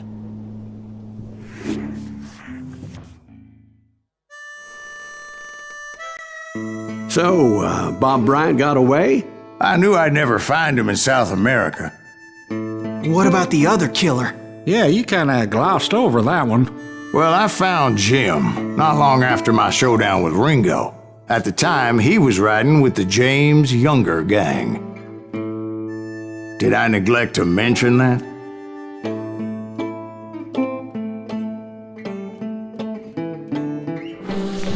Jesse James? The greatest outlaw who ever lived? Jesse and his kin rode with Quantrill when he raided Lawrence, Kansas, and killed near 200 people, boy. Nothing great about that. And from there, him and his brother went on to rob banks and trains from Kansas to Missouri. Which is why there was such a rich bounty on their heads. 40 grand for both of them, dead or alive. That's one hell of a payday.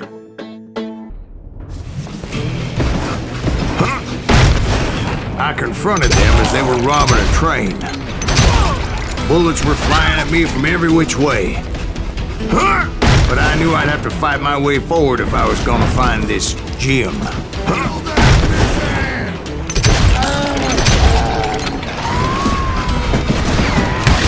Pissing me off.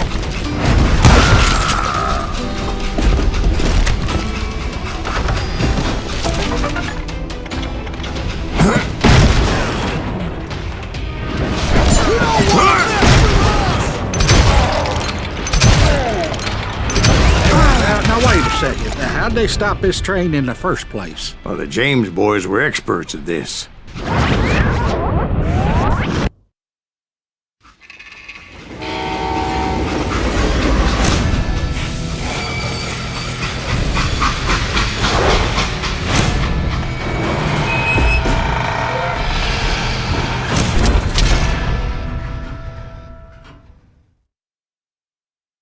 They hopped a freight train having heard there was a big payroll in the express safe.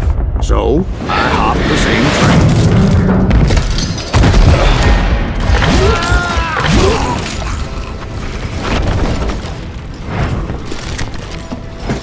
The James Younger gang was decimated after that little fiasco they had in Northfield, Minnesota.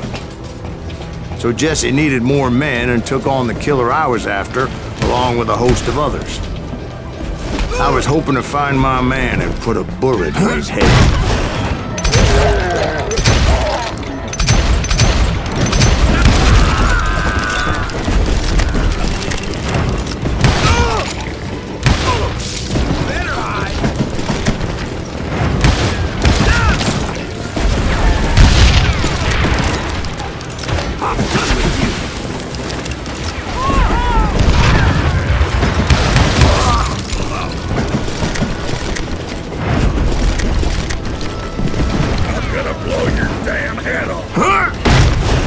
Anyway, excuse me, Ben. Where would I find the gentleman's facilities? Suddenly I have an urgent need to drain my one-eyed snake.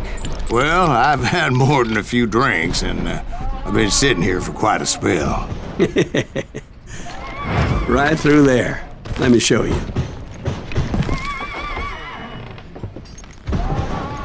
I never heard so much malarkey in my life. You think he's bullshitting? You don't us? think he's Silas Greaves? I think he's just some old drunk looking for some free liquor. I don't know, Jack. I think I believe him. You don't think he met Jesse James? Oh, you gotta be kidding me. That story makes no sense at all. Jack. I mean, you gotta be 2 bricks short of a load to believe that cock and bull story. I don't agree. Jack, lay off the But bar. you seriously think that tired old man went toe-to-toe with Jesse James? Well, that's better. Did I mention that this Jim was married to the infamous Belle Starr? Of course, I didn't.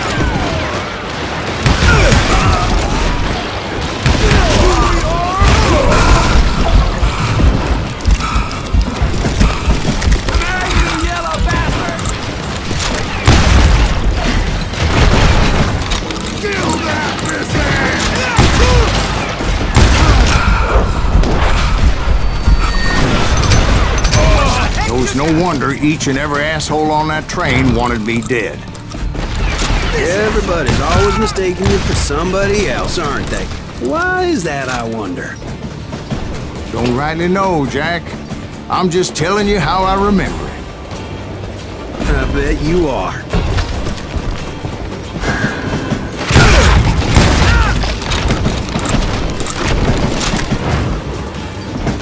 I came across a flat car piled high with logs and had to come up with a creative way to make my way forward.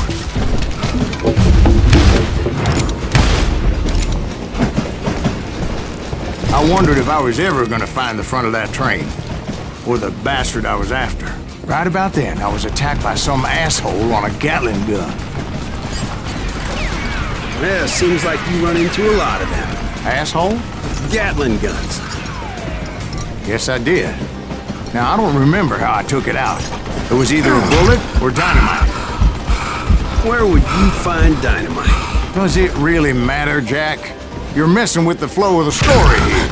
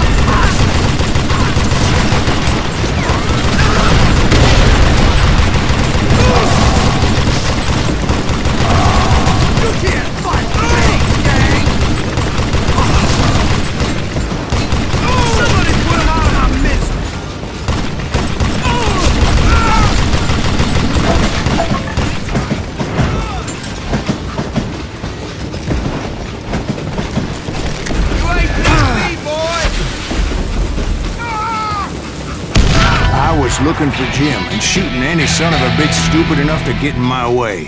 And that included Jesse James himself.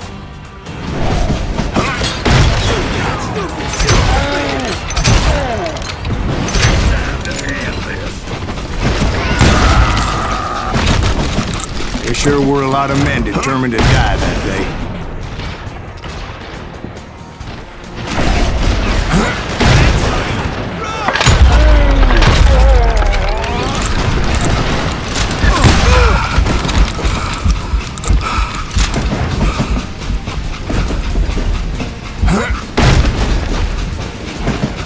It was then that Jesse detached the express car from the rest of the damn train. I could see Jesse waiting for me, fixing to kill me so he could get away with all that money.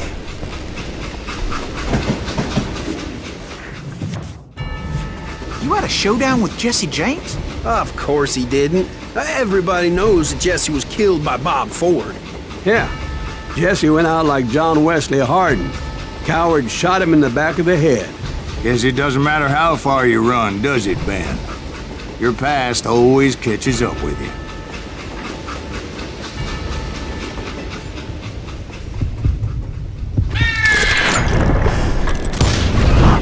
Yeah, I didn't kill Jesse James. Just wounded him bad enough to convince him to hang up his guns. What about that Jim fella? What happened to him? I figure he was up front with a gun to the engineer's head. That bastard slipped away again. I'll tell you how I got him. But first I need to wet my whistle. After my showdown with Jesse, I continued to track his brother, Frank, and that sumbitch Jim. I followed those bastards into the high mountains as they were going to ground. What mountains would that be? Somewhere in the Ozarks, I believe. The perfect place to hide out from the authorities. In fact, before I could find them, some Indians who fled the res and were hiding out from the military found me first. They probably thought I was a cavalry scout and didn't want me telling the military where they were. Indians? Yeah, they could have been Cheyenne, but there was all sorts of renegades roaming the landscape back then.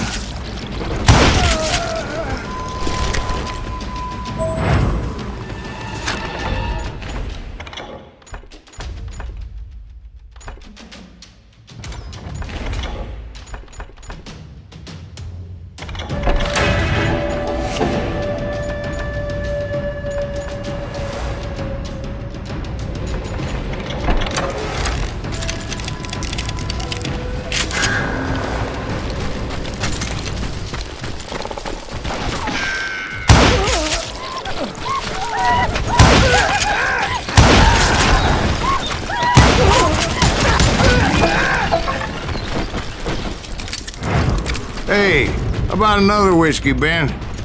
Nothing better to soothe the troubled soul.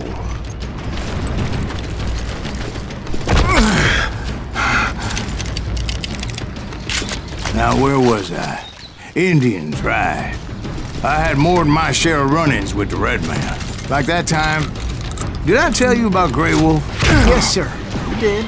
Ah, of course I did. In fact, I can still remember that old medicine man's words to me. Jesus Christ, we're back to that again. You carry great darkness in your heart. It will claim your soul. You will come to this place again and kill many more men.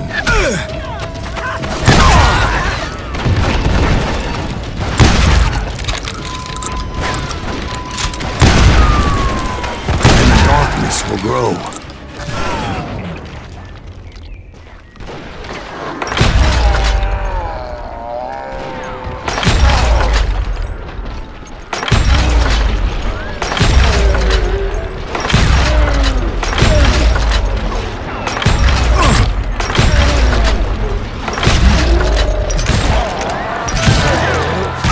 So, did you ever find it?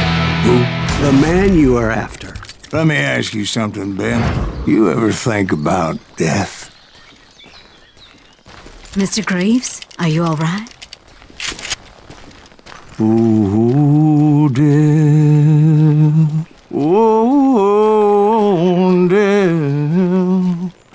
you spare me over till another year? What is this that I can't see? With ice cold hand taking hold of me. Well, I am death, none can excel. I'll open the door to heaven or hell. Oh, death. Oh, death.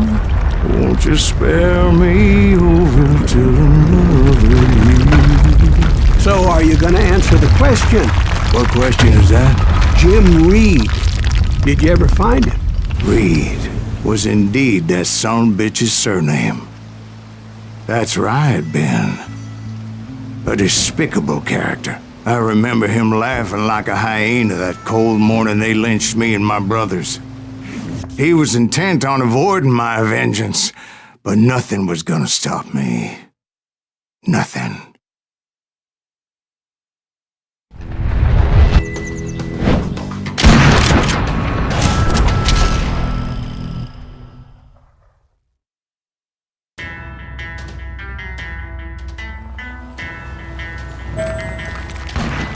I finally did track those outlaws down. They had long rifles with scopes and were well positioned to pick off any poor soul who came anywhere close.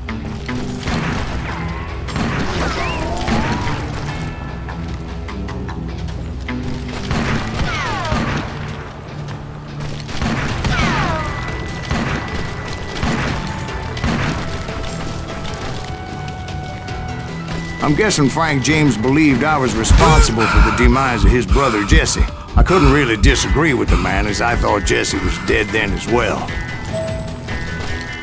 He backed off as I closed in on him, but he was still intent on killing me. And when I closed in on him again, he backed off again, looking for a better angle on me.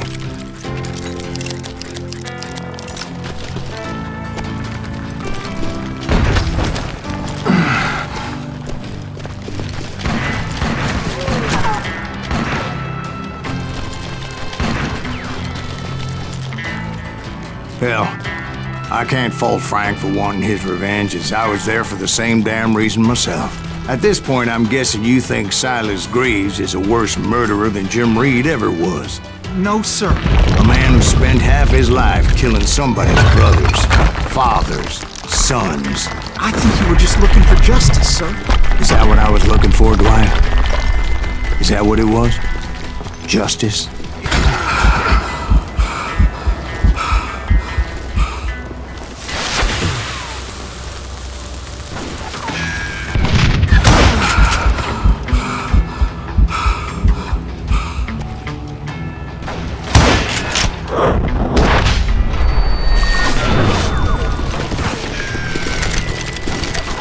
It was a pitched battle that could have gone either way. Luckily, I had some dynamite in my possession. Dynamite? On your person? A few sticks, just in case. It's always good to be prepared. Right. I'm just laying out the facts as I remember them, Jack.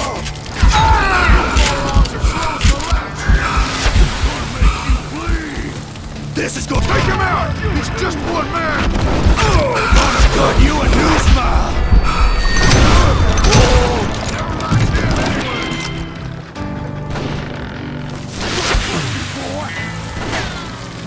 Put him down! I want that bastard dead!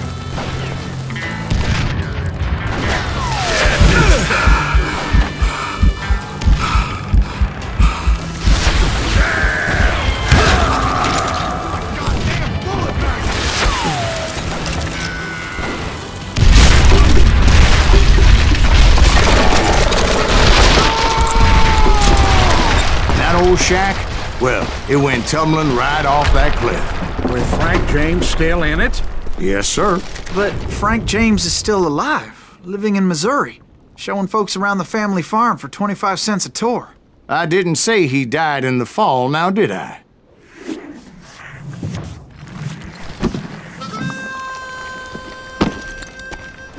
I'm done with this damnable outlaw life! Kill me, don't kill me, do what you will! At this point, I just don't give a shit! I explained to Frank that I had nothing against him personally and that I was looking for someone else. You want Reed? Have at him. I never did like that bastard. I am done here. We parted in peace as Frank pointed out the path to my prey before making his way back down the hill.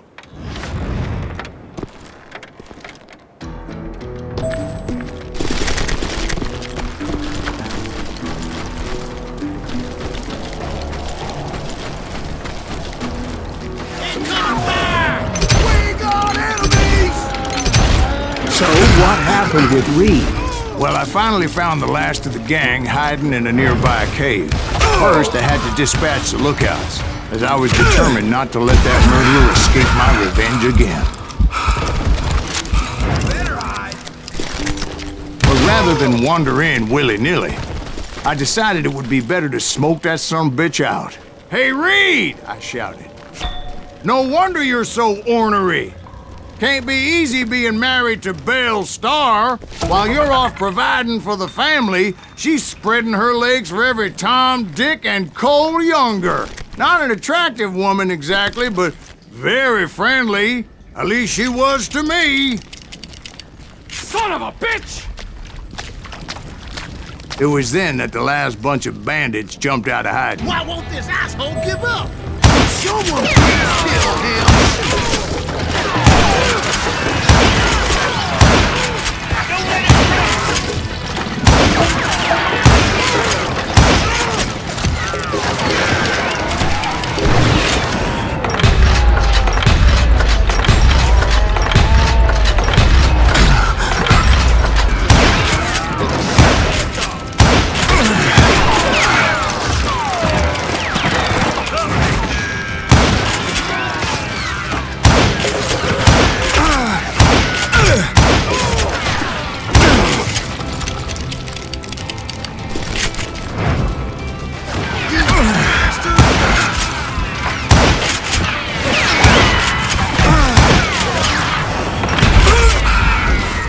Eventually, it was just me and Reed.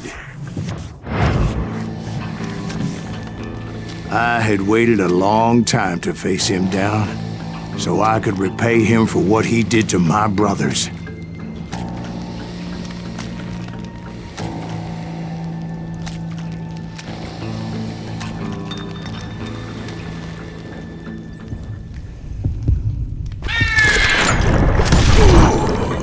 And repay him I did. Well, I don't know about you boys, but I'm pretty beat. Well, it's too damn bad you never found that Bob character. Seems a shame he never had to pay. Well, funny thing about that, I did have one more chance at him.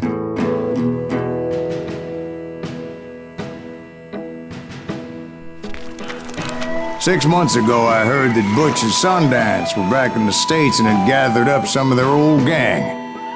I tracked them down, hoping that Roscoe Bob Bryant had returned with them. So you're saying they didn't die down in Bolivia? That's what I'm saying.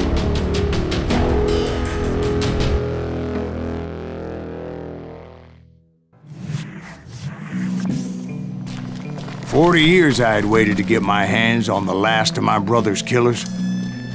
Not even an army of demons could have stopped me now.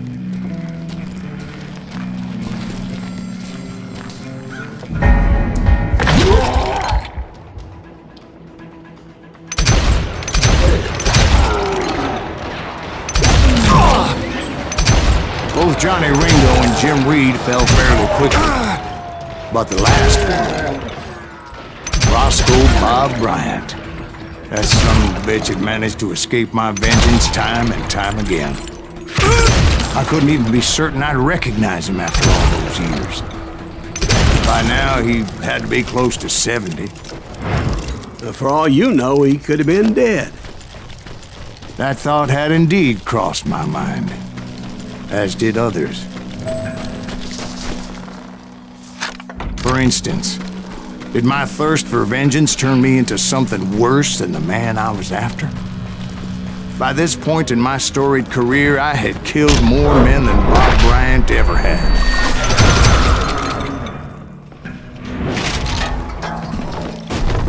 Nothing could stop me from taking his life. I'd been after that killer forever. From the time I rode with Billy the Kid. But that chapter of my story you already know. Chapter of that fairy tale, you mean? Suddenly, it was 1910. There I was, an old man roaming a ghost town dead almost 2 decades. Town was falling apart, just like me. But I wasn't about to call it quits.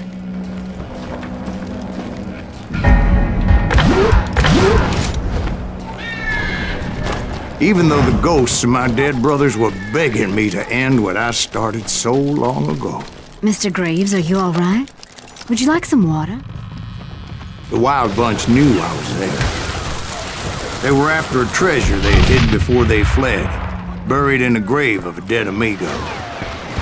I intended to fill that grave with Bob Bryant's corpse. But like I said, the bandits knew I was on to them. They lured me in and hit me with everything they had.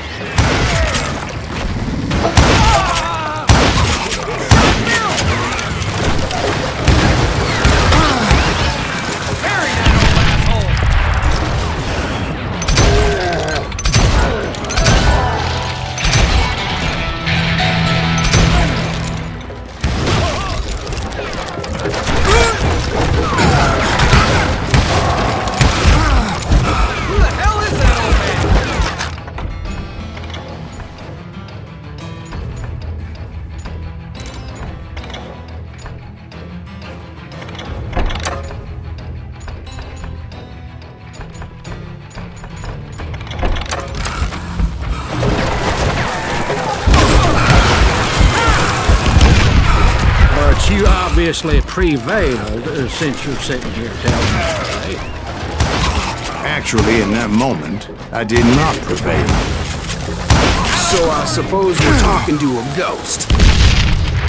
Funny you should put it like that, Jack.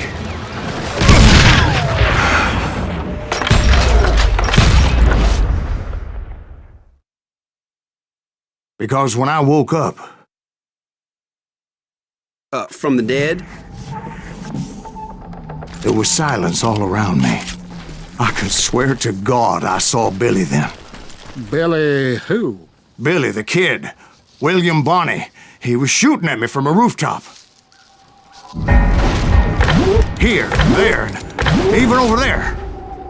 So I am right. You are touched in the head. Mr. Graves, perhaps we should switch you to coffee? You see that old Indian again, too? No, but I did see Billy's killer. Patrick Floyd Garrett. He came at me guns a-blazing. But I knew that old war horse had died 2 years before. I wondered if maybe I was dead too and confronting the ghosts of my past. Perhaps all my sins were coming back to haunt me and drag me down to perdition. I saw Henry Plummer throw dynamite at me.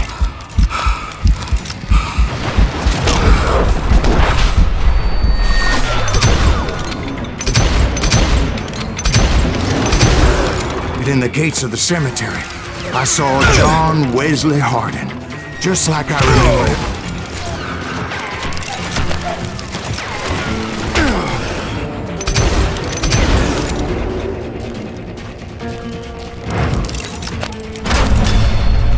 Robert Ollinger appeared with his terrible double-barrel shotgun. But no ghost army was stopping me. My father-in-law got hit with a fallen branch. He spent the rest of his life talking to dogs. Newman Hayes Clanton, William Brocious, John Peters Ringo, they all wanted me dead.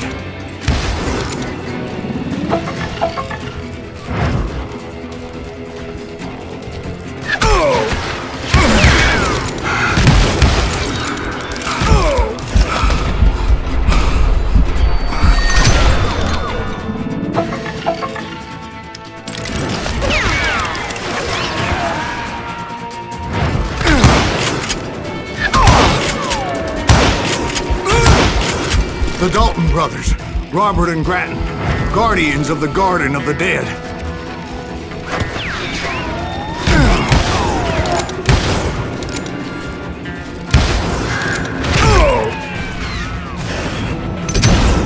George Curry and Harvey Logan, alias Kid Curry, both thirsty for vengeance from the great beyond.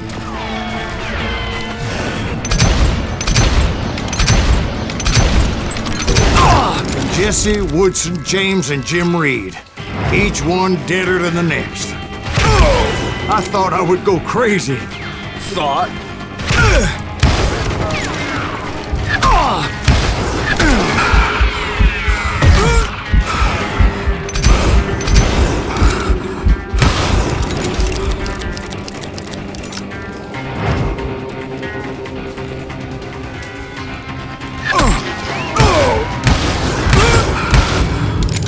Finally, I saw Harry Alonzo Longabaugh. The Sundance Kid? Like a general leading his legion of the dead. You told us before that you'd seen him alive. He was alive.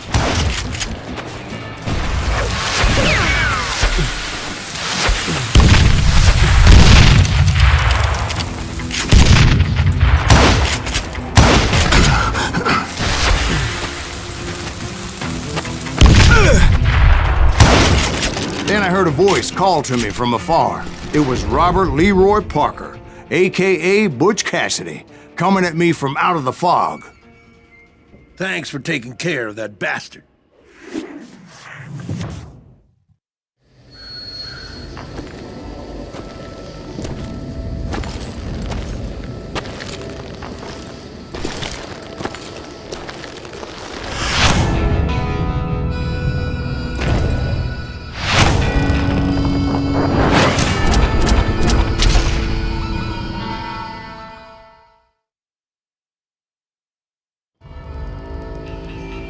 But the kid wasn't quite deceased. Not yet. Takes more than one little bullet to kill the likes of me, partner. Those two looked like they hadn't seen each other for quite a while. Clearly, they were no longer amigos. Shit. I was hoping I wouldn't have to kill you. You won't have to, Butch. I'm killing you first. I asked them about Bob Bryant, but they were too busy with their own heated conversation. Let me get this shit straight. You want my money and the love of my life? You frittered it all away, Butch. Edda's mine. And so is that damn money. I didn't want to shoot anybody until I had an answer to my question, but those boys didn't give me much of a choice.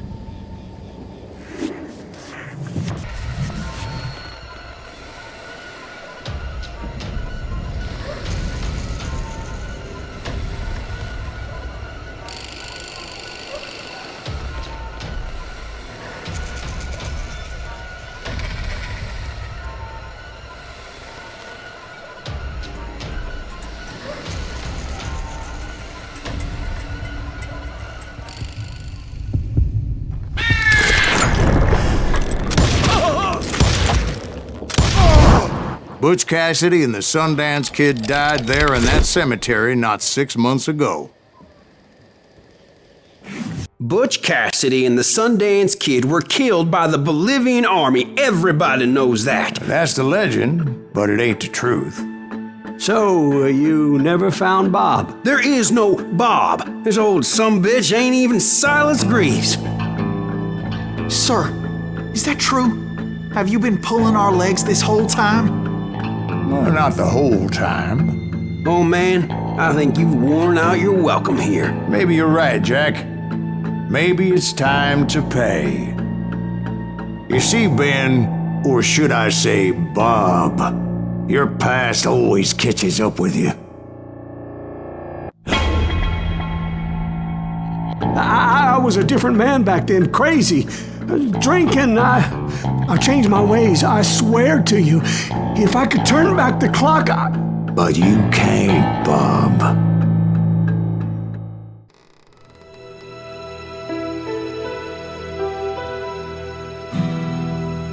Why'd you toy with me like that? telling those tales, knowing all along. Why not just lay your cards on the table? Here. I won't have it said that I left you with nothing. That's how you want it? So be it. Holy shit! Dwight, Molly, move against that wall. Go!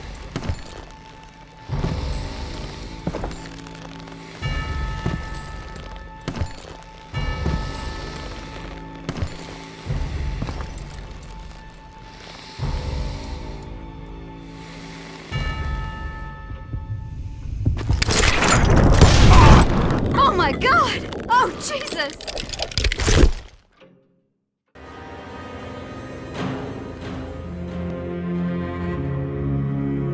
Did you know it was him all along? Cassidy told me Bob was in Abilene before he died.